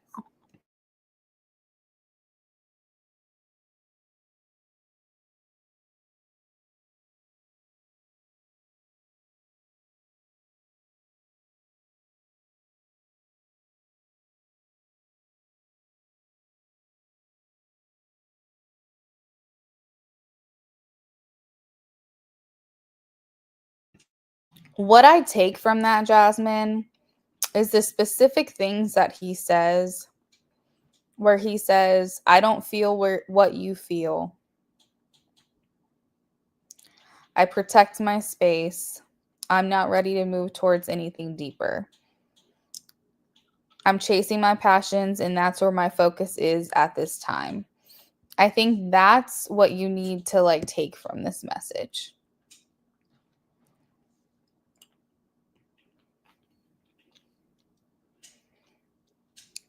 Because I think that the message feels very clear that he is like not available to you right now because he's focused elsewhere.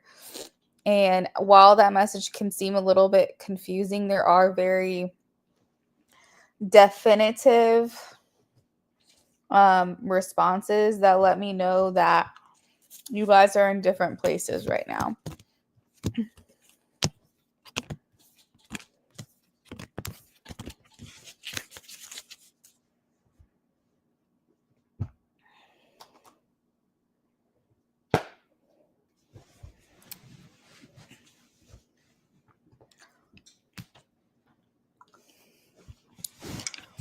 All right. So you said that you also donated for an in-depth reading as well. Yeah, exactly.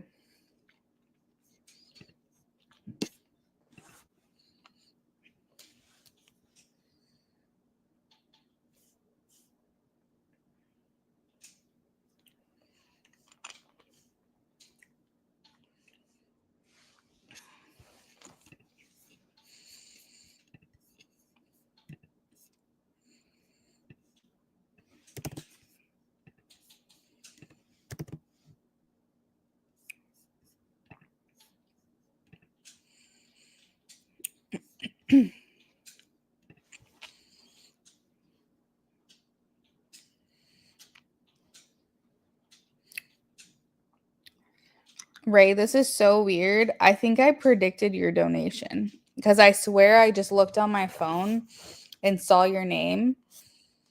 And then I was like, oh, maybe it was Amy because Amy just donated. I was like, oh, well. I was like, I thought I saw her name, but I didn't. And then literally like 30 seconds after that, I saw you donate. And I'm kind of freaked out right now because I'm like, did I just predict that she was going to donate? Like, what the heck just happened? So crazy.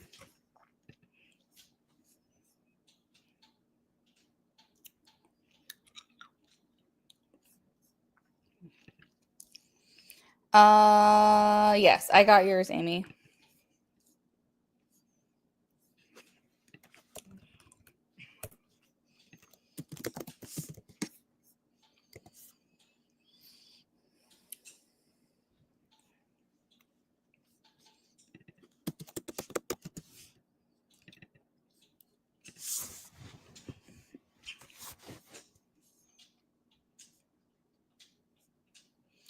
Jasmine, hard to unfollow.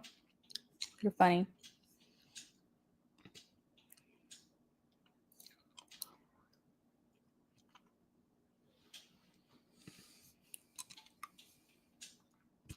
All right.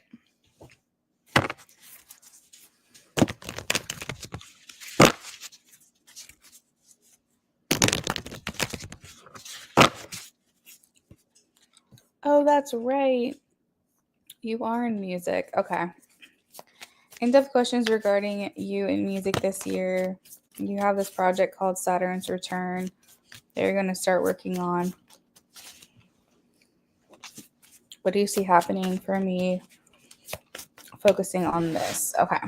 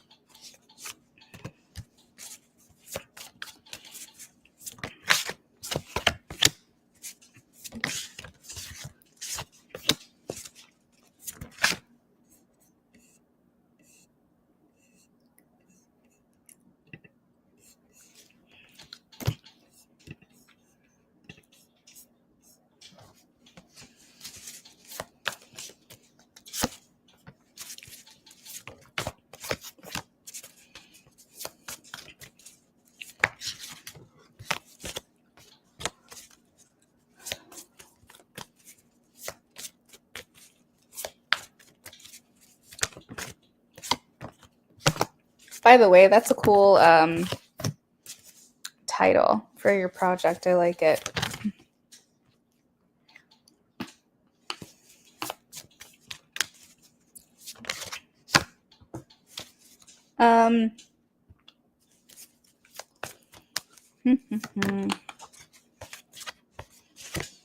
Okay, so one thing that's very clear is that this is bringing you a lot of opportunity. Oh, you're a Capricorn. I'm not, but I'm a Cap Stellium. So I know a lot about caps. I have, what do I have there? Well, it's in my 10th house, so it's a natural placement for Capricorn. I have my midheaven, Neptune, Uranus, and Saturn. And that's stellium. Lots of Cap energy. 10th house Cap and Saturn in there. Yeah, I got a lot.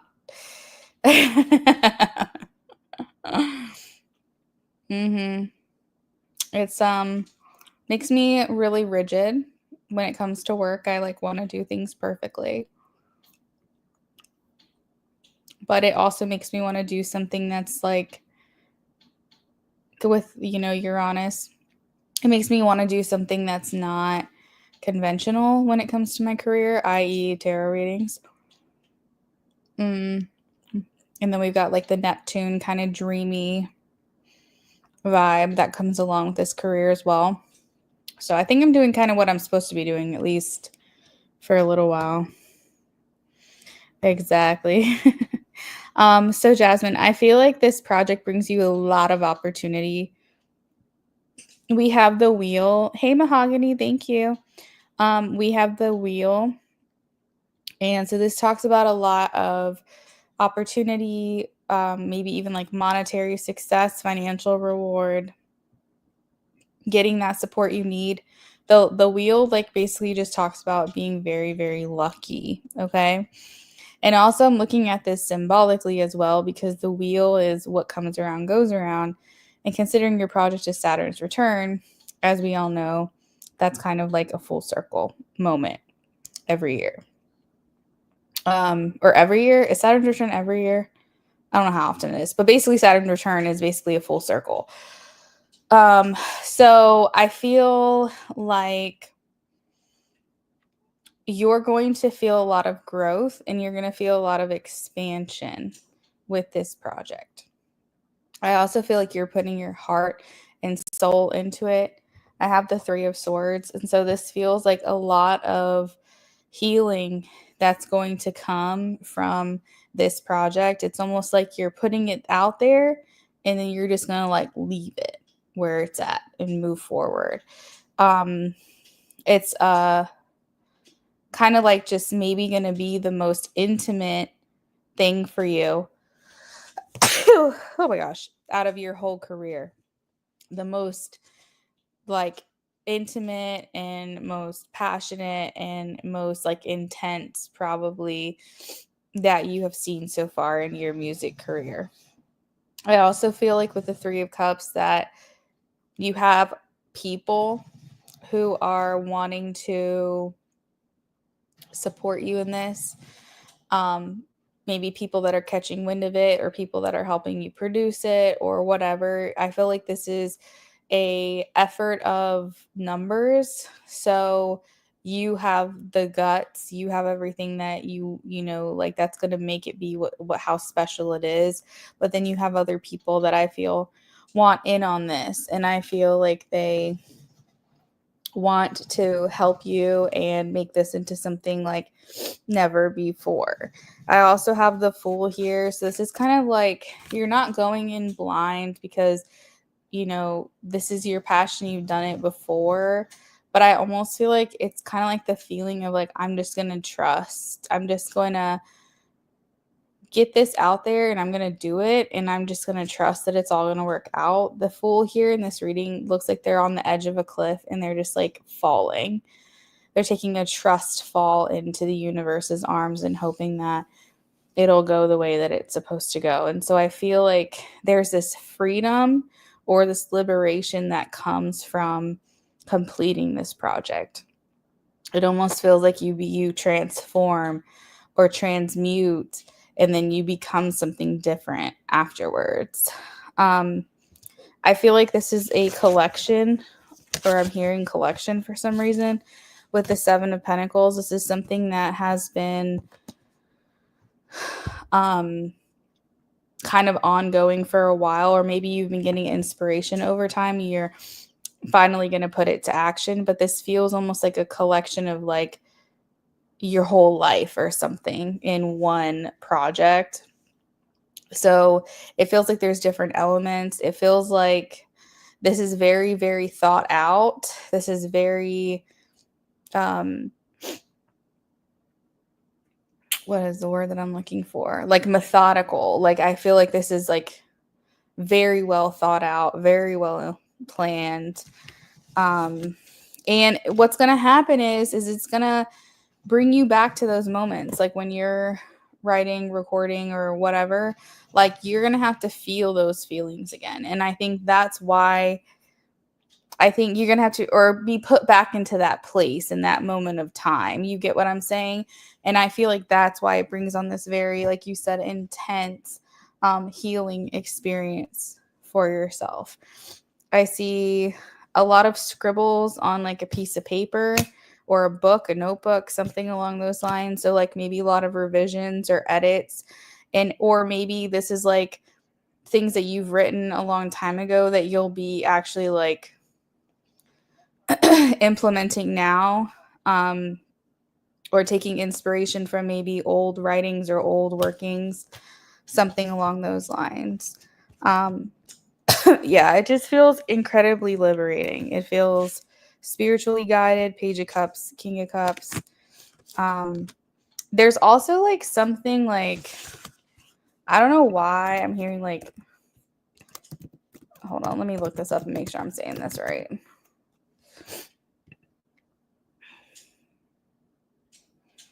Like for whatever reason, I'm hearing like binaural beats. There's like two things going on here. So binaural beats specifically can alter or help alter brain chemistry through like frequencies.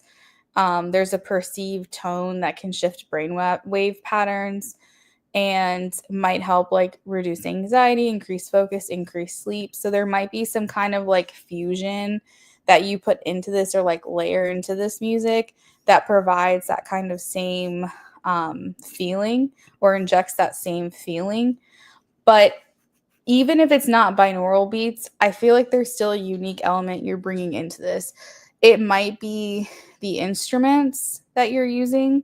It might be the types of instruments that are not really heard in music that you might be fusing into it. Like, obviously, I don't know much about this, but you do.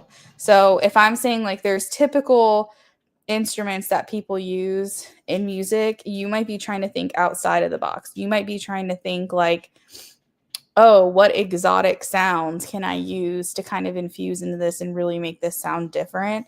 And that might be potentially too where these other people come in to help you with that, to kind of set your sound apart. But it feels like there's something going on with the music that you're either doing a certain frequency or you're doing a certain sound or instrument or something like that that feels more primal, if that makes sense. More primal. So you would be doing like certain types of like hand drums, or you might be doing research, because that's also like the Page of Swords energy, like research on like, oh, what do they do in like tribes, you know, like different tribes, what kind of like instruments do they use, what kind of sounds do they use, what's things that you don't really hear in mainstream music. Maybe doing research on like other cultures and things like that that will like bring inspiration to what you could implement into your music, a sound that you like that is inspiring to you and will help, you know, add a little extra layer or something like that into your sound. So yeah, so if you're going more avant-garde, that actually sounds right on point with what I'm saying. So yeah, that is what I have for you, Jasmine.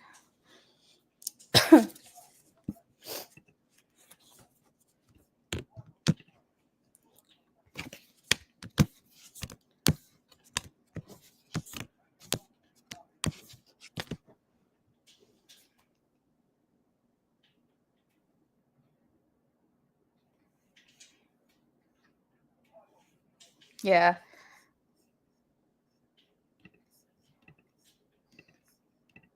It's basically what I'm just trying to say is like it's a certain, you're just trying to bring a different sound to your music.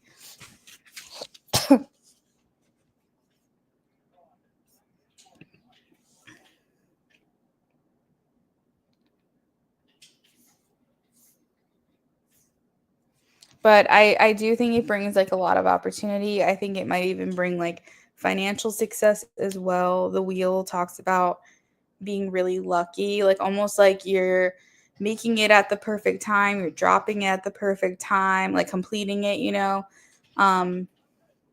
Maybe just like meeting all the right people. Three Cups can sometimes talk about networking as well.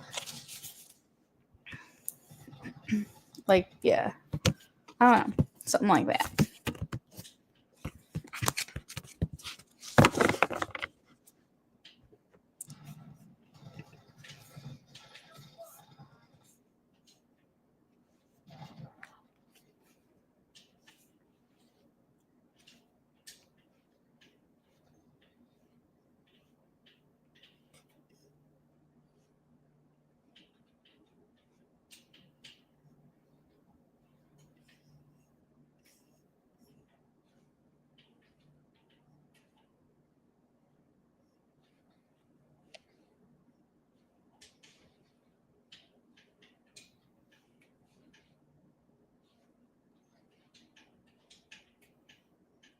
You're welcome, Jasmine. Is there anything else I can do for you?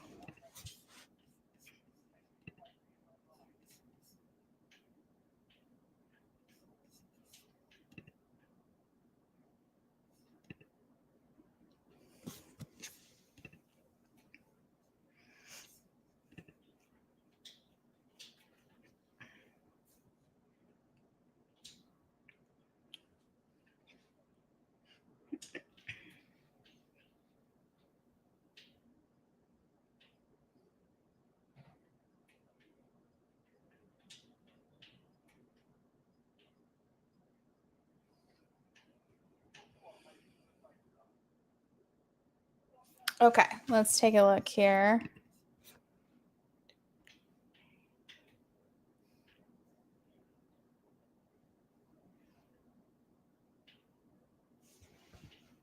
Oh, nice. Okay.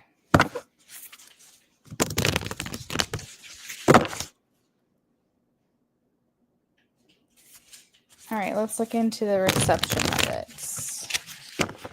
So when you're asking that, you're basically wanting to know how it's going to be received by the masses.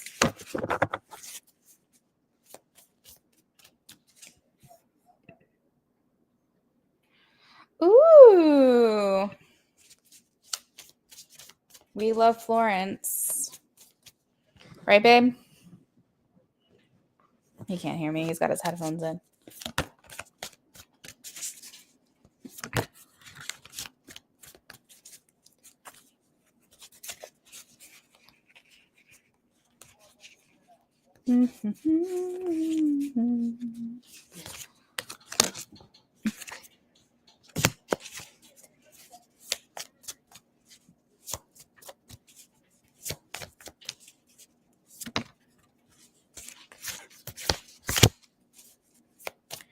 Okay, so the one thing that's coming through pretty strongly, which is so funny to me because you literally just said Florence and the Machine, but you're going to have predominantly female audience. The reason why I feel that way is because in this entire reading, there's nothing but women that I see here. In addition to that, there's the Empress. So Empress represents feminine energy. So not necessarily just women, but just people who possess a very feminine energy, I feel are going to be what is drawn to you. And what's funny about that is I feel like that's also similar to Florence and the Machine as well. Not just women, but predominantly women. I feel like everything that you put into this, you are going to get back out of it. I have the Six of Pentacles, so this indicates that the energy that you're giving out is the energy that you're going to receive from this. I have to say, utilize the fast marketing options that you have available to you to get your music out there, to push it out there. The reason I say that is because I have the Eight of Wands, and the Eight of Wands talks about things that move really fast. And I'm thinking, okay, how do we get this shared out as quickly as possible? And the one thing that I can think of is online marketing. So it's, music industry, as we all know, is like a tough industry, especially to just even get noticed, to just get your music out there. But fast marketing like social media is going to be the best and quickest way to get yourself out there, not only just for people like your audience and who's going to listen to you, but to make connections, to meet other people, to connect with other people that might be in the industry would also be really helpful. So utilize that as best as you can. But I want to touch this on this Six of Pentacles again, because I feel like you're going to get that love back. Like that's what I'm feeling, is like people are going to find your music and they're going to be so inspired by it. And you're going to have like fans from the jump. Like the people who can say, oh, I knew her when, like I knew her from the beginning and I've been a fan ever since. Like that's the kind of loyalty and like long-term love that I think people have for you. And I think there's also something kind of fun when you can kind of get in on the ground level of a new artist. I think you find the support and the loyalty like a lot easier. That's always been a thing. I remember even growing up, I liked discovering bands that weren't super well known, that not a lot of people listen to. So that's definitely like the vibe here, is that these people are going to want to support you even more because they're going to feel like they discovered you. And then they're going to share you out with other people as well. So I feel like you just get a lot of love back. I think whenever you get to the point where you're like performing and like people are there, you're just going to feel like that love back. Let's see what else. How is this going to be received? How is this going to be received? So what they're saying is they're going to relate as well. Like, I think that's another thing too, is not just the sound being something that is moving and interesting, but the words is going to be what hooks people, like being more relatable. So my hope is that your music has lyrics to it, because I feel like that's what's really going to connect your audience to you, is having things that you're saying where people can say, I felt that at one point, or I'm feeling that now, or I know someone who's been there. Maybe I should send them her song. Like that's where your hook is going to be. Is going to be in the relatability of your experience and what you're going through and what you're talking about in that song. So don't be afraid to go deep. We have the moon here. So you're going to have to dig deep and be willing to kind of confront certain things that maybe are hard, or like you're not ready to admit. And that might be why I was talking about that intensity, that like very intimate writing and like producing experience that you're going to create when making this and doing this project. And I think honestly, just think of just things that you can do that, I mean, you don't have to change anything that you are doing, just do what you're doing. But what I'm saying is if there's something that you can be a little more vulnerable with, like if there's a lyric that you can write that might paint a certain picture, put something a little bit more into perspective and be a little more courageous with it, I think that that is going to resonate with people, because I think what they want from you and what they want from your music is not just that it sounds good, but also because it has something that they feel like, oh, I've been there, or I can put myself in those shoes. And that's honestly specifically why the feminine energy, I think, is going to be called to you, is because your sound is like a huge part of it, but I think it's mostly the story that you're telling. I think women like to feel like they're seen. You know, to be seen is to be loved. And I feel like you can really like hook someone in with your amazing storytelling. Um Especially like I said, if people can feel like they've experienced that or they've been there before. So um yeah, I mean, I see you here as the Queen of Pentacles, just very satisfied with what the outcome is. I feel like you got your coin. Queen of Pentacles is holding the money in the hand. So maybe being able to supplement your income or even eventually make a living off of this would be open and available to you. I have a lot of things I want to do, especially with my costumes. I plan on telling a story. Oh, that's going to be so fun. Oh, I love that for you.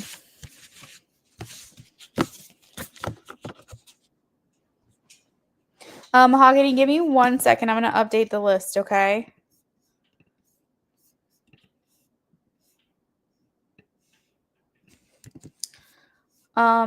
All right. So, Jasmine, let me know if there's anything else I can do for you. You're welcome.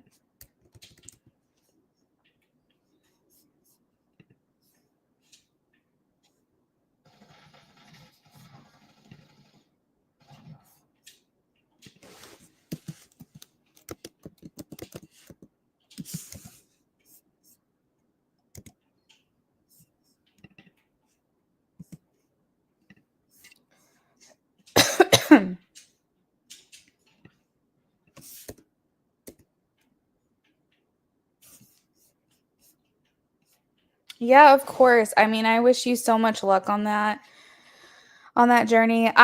Here's the thing. I know there's a lot of people who are in the music industry and it's so concentrated. Like I totally get that. But at the same time, like how many people do you know? Maybe Jasmine, you're different because you're in the industry. But I mean, I don't know anybody who's trying to make it as a musician personally, you know? It's like I'm trying to think of everybody that I know. I don't think there's a single person that I know in my life or have in my life. There's other people who are in the arts. My whole family on my dad's side is like very, very creative, but they're like photographers, artists, actors, you know, like I don't think anyone's trying to make it in the music industry that I'm aware of. So it's like, even though it's so concentrated, like don't count yourself out either. Take into consideration that just because there's so many people, like there's room for you too. There's room for your energy, and that you can't do what other people can do and other people can't do what you do. And I just think that, like, even though it seems like such a hard industry to like grow and be successful in, when you really sit back and think about it, it's like, okay, but name one. I'm trying to think, like, name one musician. Like, I don't know anybody that's trying to do that. So it's not as, concentrated as it seems or as it could be. Mahogany, I just posted the donation list. Jasmine, let me know if that settles up your readings for the night. I just want to make sure before I move on.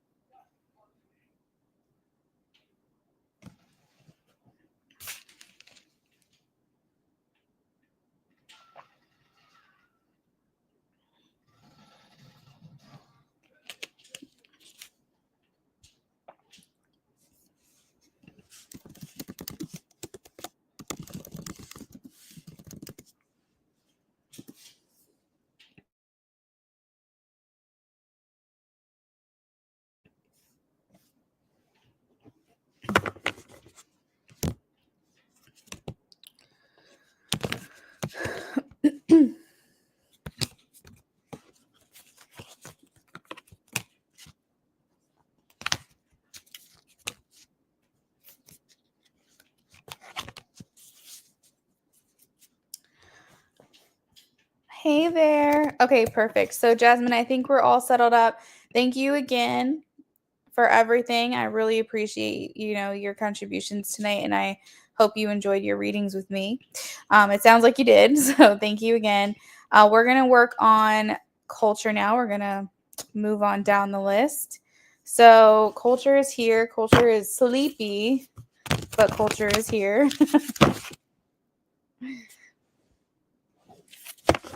All right, looking for additional guidance for the work week ahead.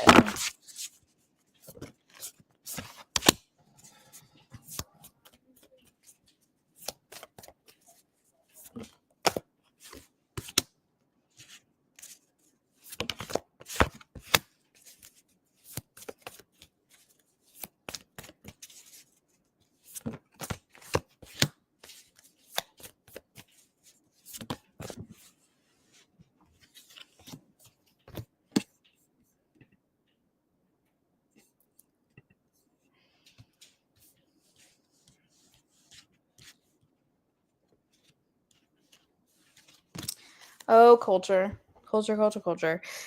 Spirit is asking you to be the bigger person this week. I think there's going to be some things that happen that's going to require you to bite your tongue.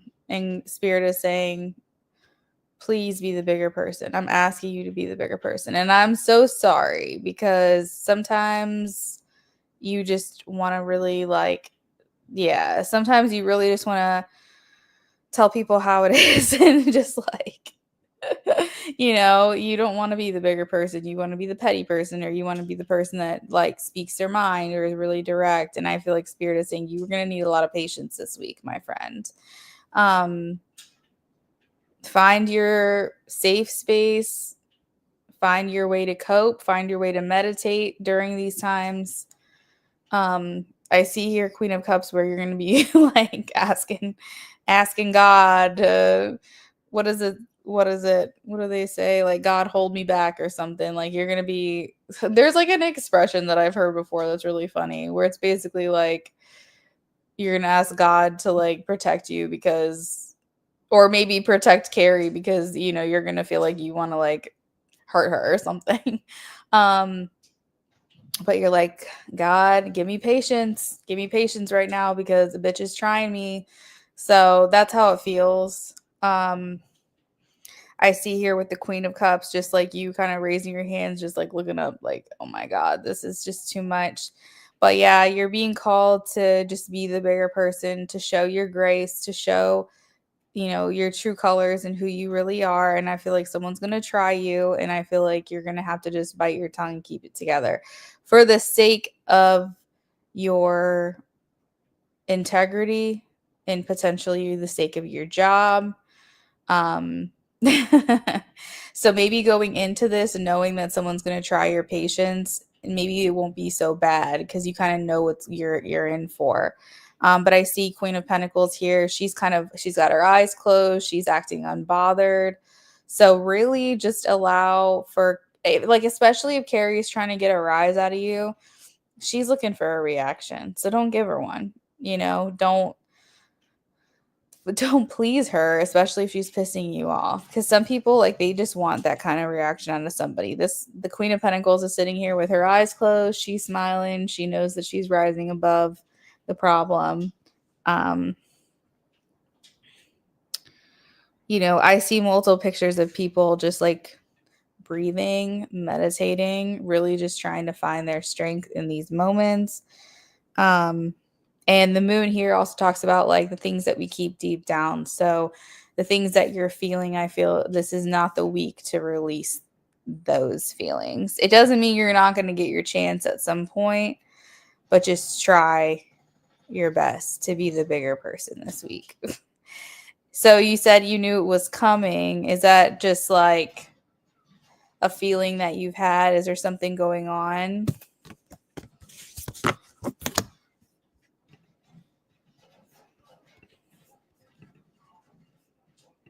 Just a feeling, yeah. I wish I could tell you just to like go off on these bitches, but I feel like Spirit's like, no, don't do that.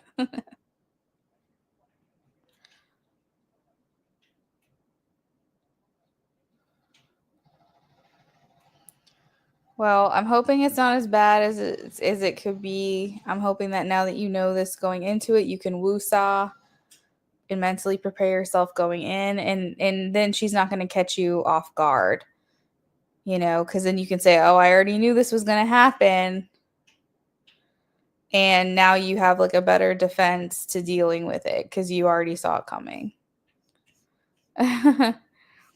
I've noticed she's trying to get close to people I usually talk to at work and trying to promote herself. Oh my God. You know what that shows? Insecurity, desperation. So just remind herself that she's not on your level. You're welcome.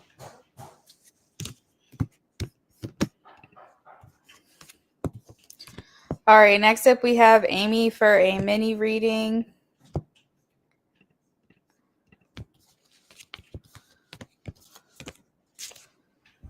And I think I'm going to go ahead and close down the list, guys. It's getting late. I'm getting hungry.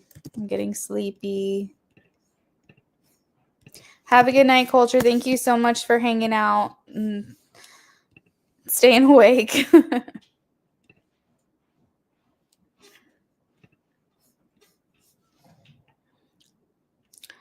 Hey. All right, so let me update the list.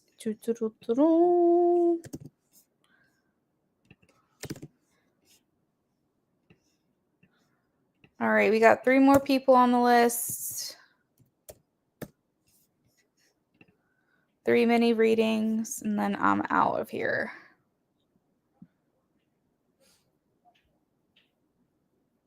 If you land a European man. Oh my God. Are you going to Europe? I've got a European man, but he's not from Europe. His DNA is. I've got 100% purebred over here that I married. Me, on the other hand, that's a different story. I'm all over the world.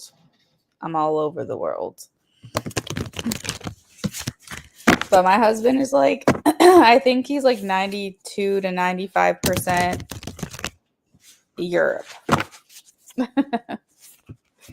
Viking. He's got like a huge percentage of Scandinavian DNA.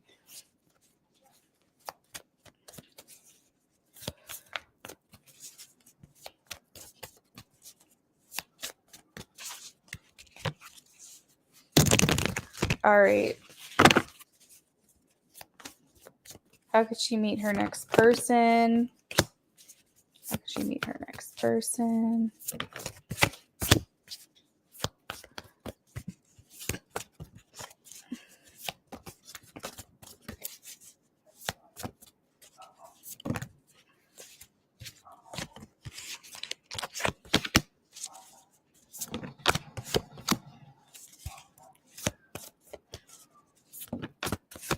All right. So I will say that there's not any cards here that are indicating like foreign travel. Like I'm not seeing like by boat or plane or camel.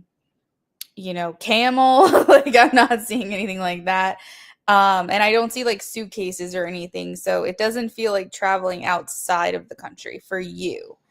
Doesn't mean that this person can't be from another country, okay? But I don't see you going to another country to meet this person. You might go to this, once you meet them, you might go to this country. But I don't think that's how you guys meet. So don't write off a European guy altogether. If that's what you're looking for, you can make it happen. But I feel like it's like it would be requiring this other person to travel to you, if that makes sense. Now, with that being said, I do see travel, but it's by car or by horse, by land. It doesn't feel like you are like flying or on a cruise or by boat, something like that. It feels more like there is travel. So maybe potentially you and your friend Jello book like a girls trip and go somewhere else. And then you meet this person at a getaway or something along those lines. Because I see the Knight of Swords. By the way, they might also ride motorcycles. There's a motorcycle in this picture. Which you might be like, I don't want it. But also we have by car. So this is definitely like some kind of connection that's made via land travel, not across the seas. I need to eat something, honey. Do you think you can get me like maybe like my chips or something? Actually, I'll just do a granola bar. Okay. I know the bikers won't escape you. So, what flavors are up there? We don't have chocolate on chocolate anymore, do we? Chocolate chip. I'd rather do peanut butter. We don't have that either. Use cinnamon roll or strawberry. Okay, cinnamon roll. I'm so hungry right now. Thank you. Okay, so yeah, you've got the motorcycle situation going on here.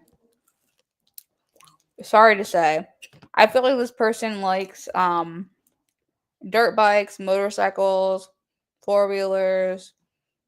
This could indicate this person just really likes like motor vehicles in general. Maybe they're like a big car head and likes to do stuff like this, jet skis, you know the deal. It doesn't necessarily mean that he rides motorcycles, but there's literally a motorcycle in this picture, so I don't know how else to take that.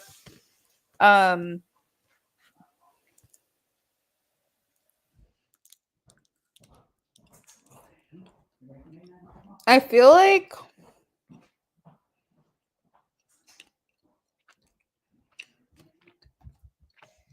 I want to kind of go back to what I said about you and Jello taking like a trip. You and your friend, or you and her going somewhere. Because I feel like it's you and her. I have two queens here. And I feel like it's like you and a friend go and do something together. And that's how you meet this person. And honestly, I have the 5 of Swords and the 2 of Swords, which tells me that you probably will meet this person at a time where you're just not looking for anyone. Like, you're over it. You're like, I'm done with men for now. I just want to be by myself. I don't even care. All they do is cause me headaches. They frustrate the shit out of me. I just want to hang with my girls. And I'm truly, truly just not even worried about it.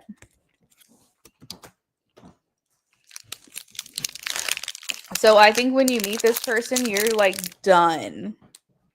You're like over it. You're not looking. You're not probably not even getting readings anymore. Because you're like, I just don't care. Yeah. So, because like I see like they're just being like a feeling of I have such a headache.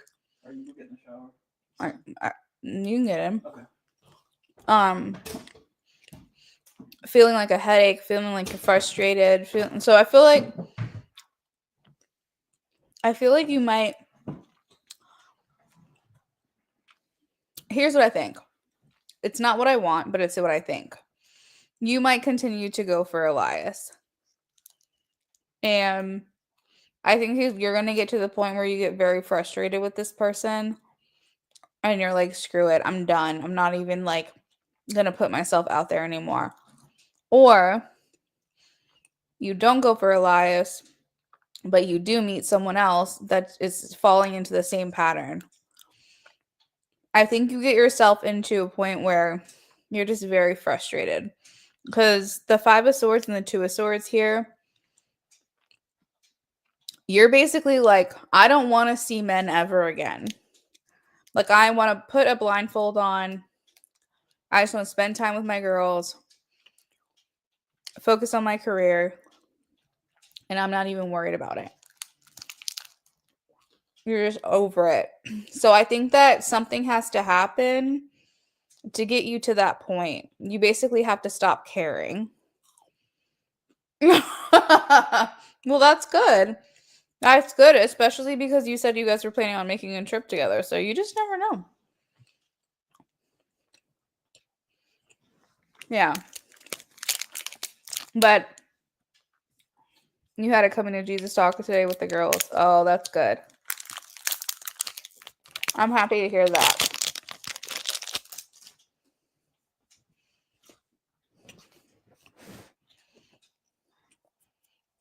Brando being an honorary girl, I assume.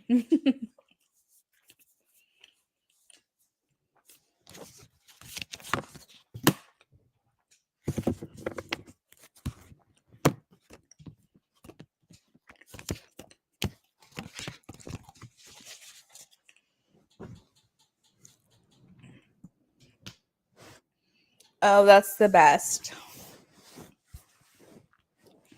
So, Amy, just know you're fed up. You're with your girlfriend or girlfriends, and you guys are going somewhere. You're driving in a car, maybe to a motorcycle meet, for all we know, or like a car show or something. And that's where you meet this person.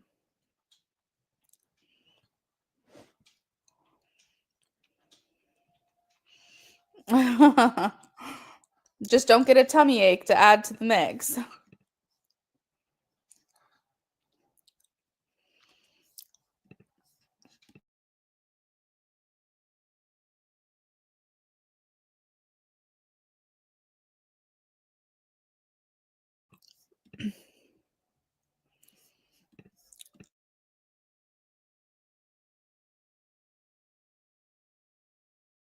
So, Amy, that's what I have for you, friend.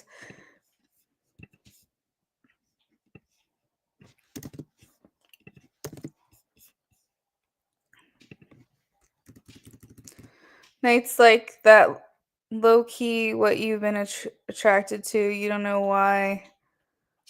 Wait, hold on. No, you said not. Oh my God. Wow, I can't read. Not gonna lie, that's low key what I've been attracted to. I don't know why. Probably because of Elijah. That I like cars and people who fix them. Girl, everyone goes through that stage. It's not just you. I think everyone goes through the stage where they like people who are either into trucks or they're into cars or they're into bikes. I think every person goes through that stage.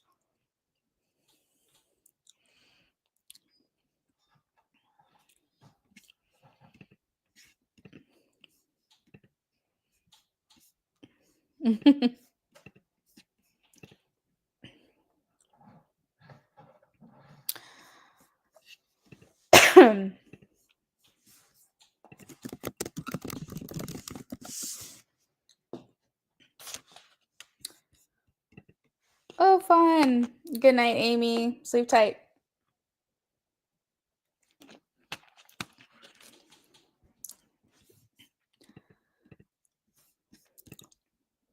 That sounds fun.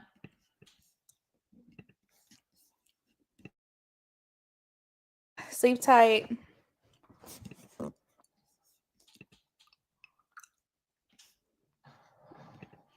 All right, next up I have Ray, and then after that I have Mahogany.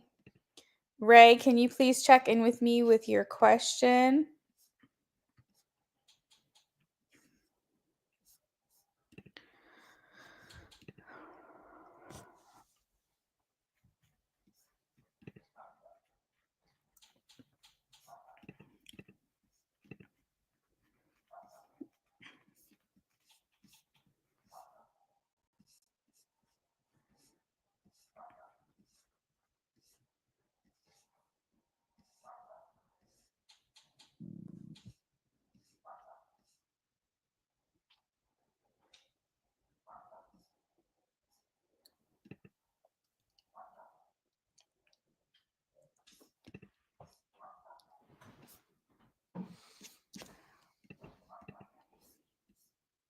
Ray, please check in with me.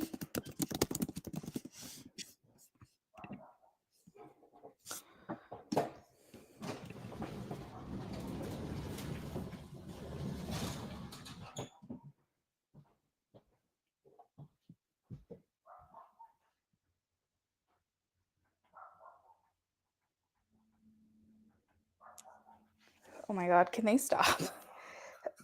This late at night, this should not be okay. If there's like sound ordinances,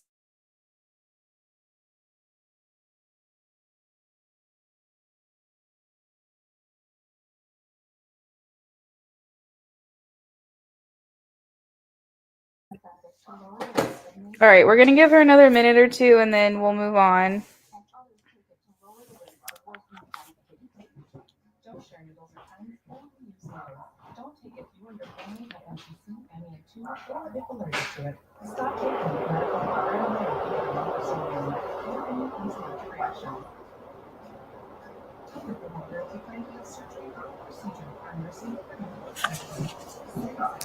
Mahogany, I have you down for a mini if you want to get your question prepped as well.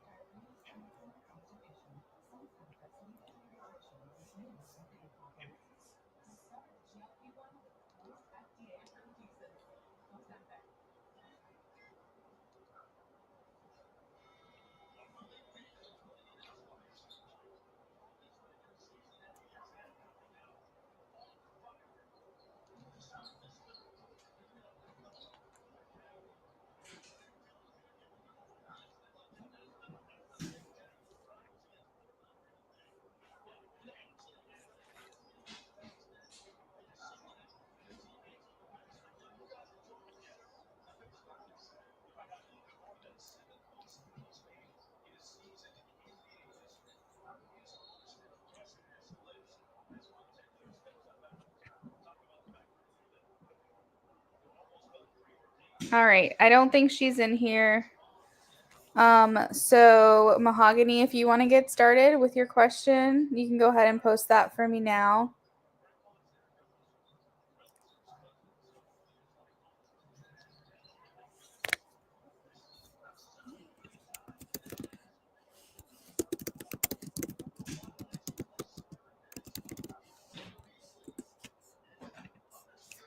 All right, will TR ever actually pursue you?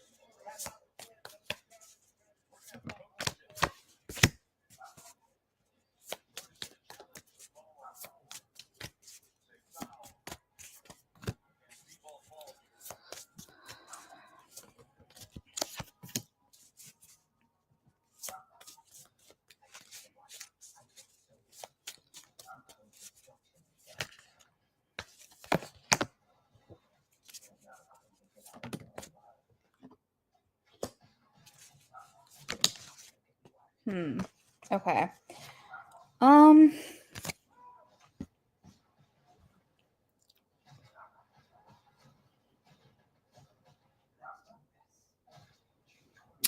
Mahogany, I feel like this person is just going to be dragging you along for a while. I asked if there were romantic feelings for you, and I am getting a yes. I have the strength card, which in this reading it's like someone's wearing a false mask, so they're like half in, half out. So I don't think that this person is all in with you, even though there are romantic feelings there. I asked how they feel about you, and I got the Sun and the Hierophant. So this person has a lot of fun with you. Um, can feel like a very flirty, playful energy. The Hierophant indicates that he identifies with you in some way. Um, and if it's TR is a woman, just let me know. I'm just assuming a gender here. But I feel like TR like feels like he's comfortable with you immediately. Maybe because he feels like similarities between the two of you. Maybe he feels like he can be authentic around you. Okay, good. Thank you for clarifying. The Hierophant basically is saying, like, I don't know what it is about this person, but they feel very familiar to me. And that's what he's saying about you. He's saying that there's an immediate ease or comfort that he feels in your presence. And he finds that to be very special. The Sun also speaks to a lot of vitality and happiness, um, a lot of pleasure around you as well. But the Sun does talk about someone who could have childish behavior, not really take things too seriously, a lack of maturity or development in certain areas that would be expected of someone at his age, someone who kind of just wants to have fun and not really take life too seriously. And the Hierophant indicates that he's kind of stuck in his ways sometimes. Like, he doesn't plan on making many changes because he is who he is. The Hierophant is essentially like our root system. It's how we were brought up, our traditions, our values, how we think. Um, and unfortunately can get us kind of stuck in a certain mentality where we don't feel like we want to grow from that. And because of that, it makes me feel like he's going to be dragging you along for a long time. I asked, what does he want from this? And I have the Three of Pentacles, which does indicate closeness with you, but on a friend level or a friends with benefits level, not someone who's really looking to pursue a relationship. And I think that this is a very confusing place for you because I think sometimes you see parts of him that seem like he's very much invested in this, and it's confusing because then sometimes you don't. Um, you said it's pretty playful. He also feels familiar, but I guess he just won't take it further still. Yes, definitely his age. Um, I was like, what are his intentions? What is his action? And I have temperance, which basically means holding back. It means like not really giving in to what you want from them. Basically just, playing the fence, essentially. Just like, what is that word? Like, it's like an expression and I can't think of it. On the fence. That's what I was trying to say. Like being on the fence. And we also have the Seven of Cups. So he's looking at all the cups. He's strategizing. He's like, I don't really know what I want to do. And I said, is he going to pursue her? Is he actually going to put action behind this? And I got a no. I got the Six of Swords and the Tower. And so the Six of Swords talks about maybe it will suck for you, Mahogany, to have to move on, but it's a necessary step for you right now. The Six of Swords is regretful, reluctant, unwilling, not wanting to have to do this, but feel like you're being forced into a position where you can't hang around much longer because you're looking for something. You're looking for a transformation. He said, I'm coming at a confusion with that. I'm just taking as he doesn't really want to do anything. And I think that that's a healthy space to be mentally when it comes to approaching this connection with him, because I feel like you're going to spend a lot of time waiting on someone that's likely to not come around. I don't see him in a position where he really wants to make any changes.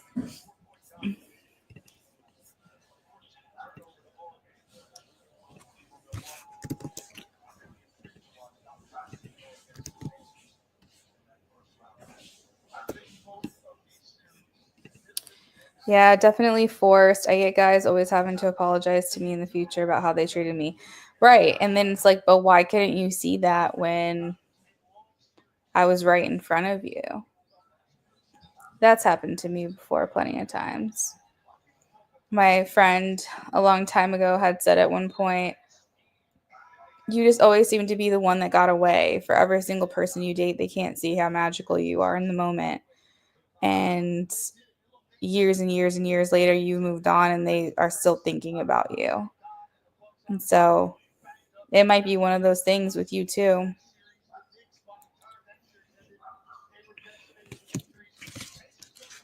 Yeah, probably. Only time will tell on that.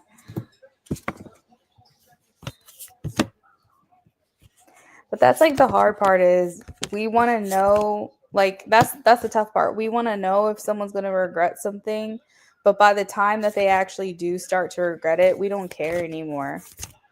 You know, we only want to know that now because we're still going through it. It's still fresh for us and it's still hard for us. But by the time that someone actually regrets losing you, you couldn't care less. Please trust me on that.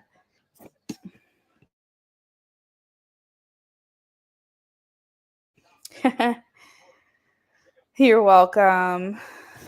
Yeah, definitely. I won't care pretty soon. Exactly.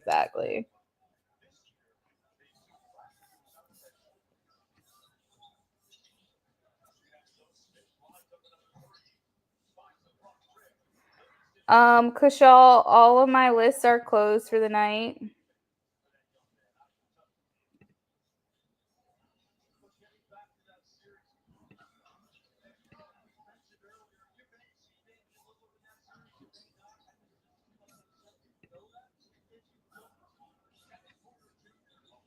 Well, look at me misused once again. Sorry, girl. I've been there. Can I tell you though, it gets better. I'm married to my husband.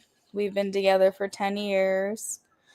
Um, we have a house together. We are doing amazing. I'm like so happy. And I feel like I've been through what you've been through. I mean, just the person I dated before him was awful.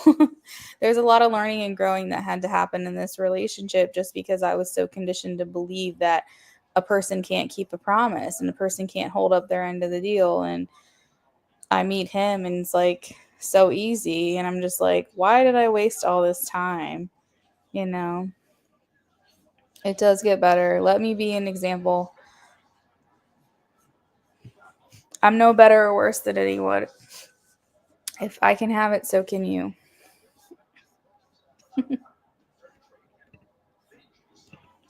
All right, girl. Well, have a good night. It looks like Ray is not here, so maybe she fell asleep.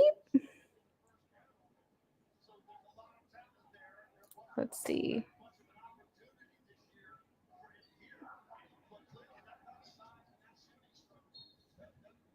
Yeah, I think she fell asleep. Have a good night.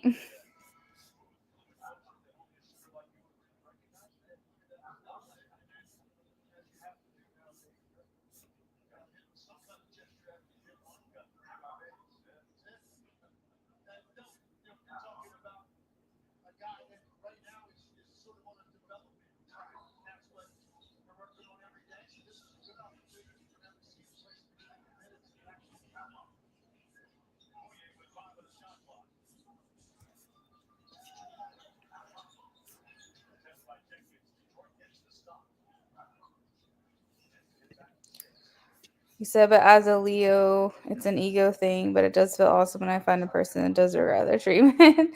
Yeah, that makes sense. That makes sense. My husband's a Leo, so I can understand that mentality. All right, well, this is where I'm going to leave it because I don't think Ray's coming back on tonight, so I'm going to sign off. Ray, if you catch this later, we'll just get you next time. And I will see the rest of you guys later. I hope you all have a lovely rest of your evening. Bye.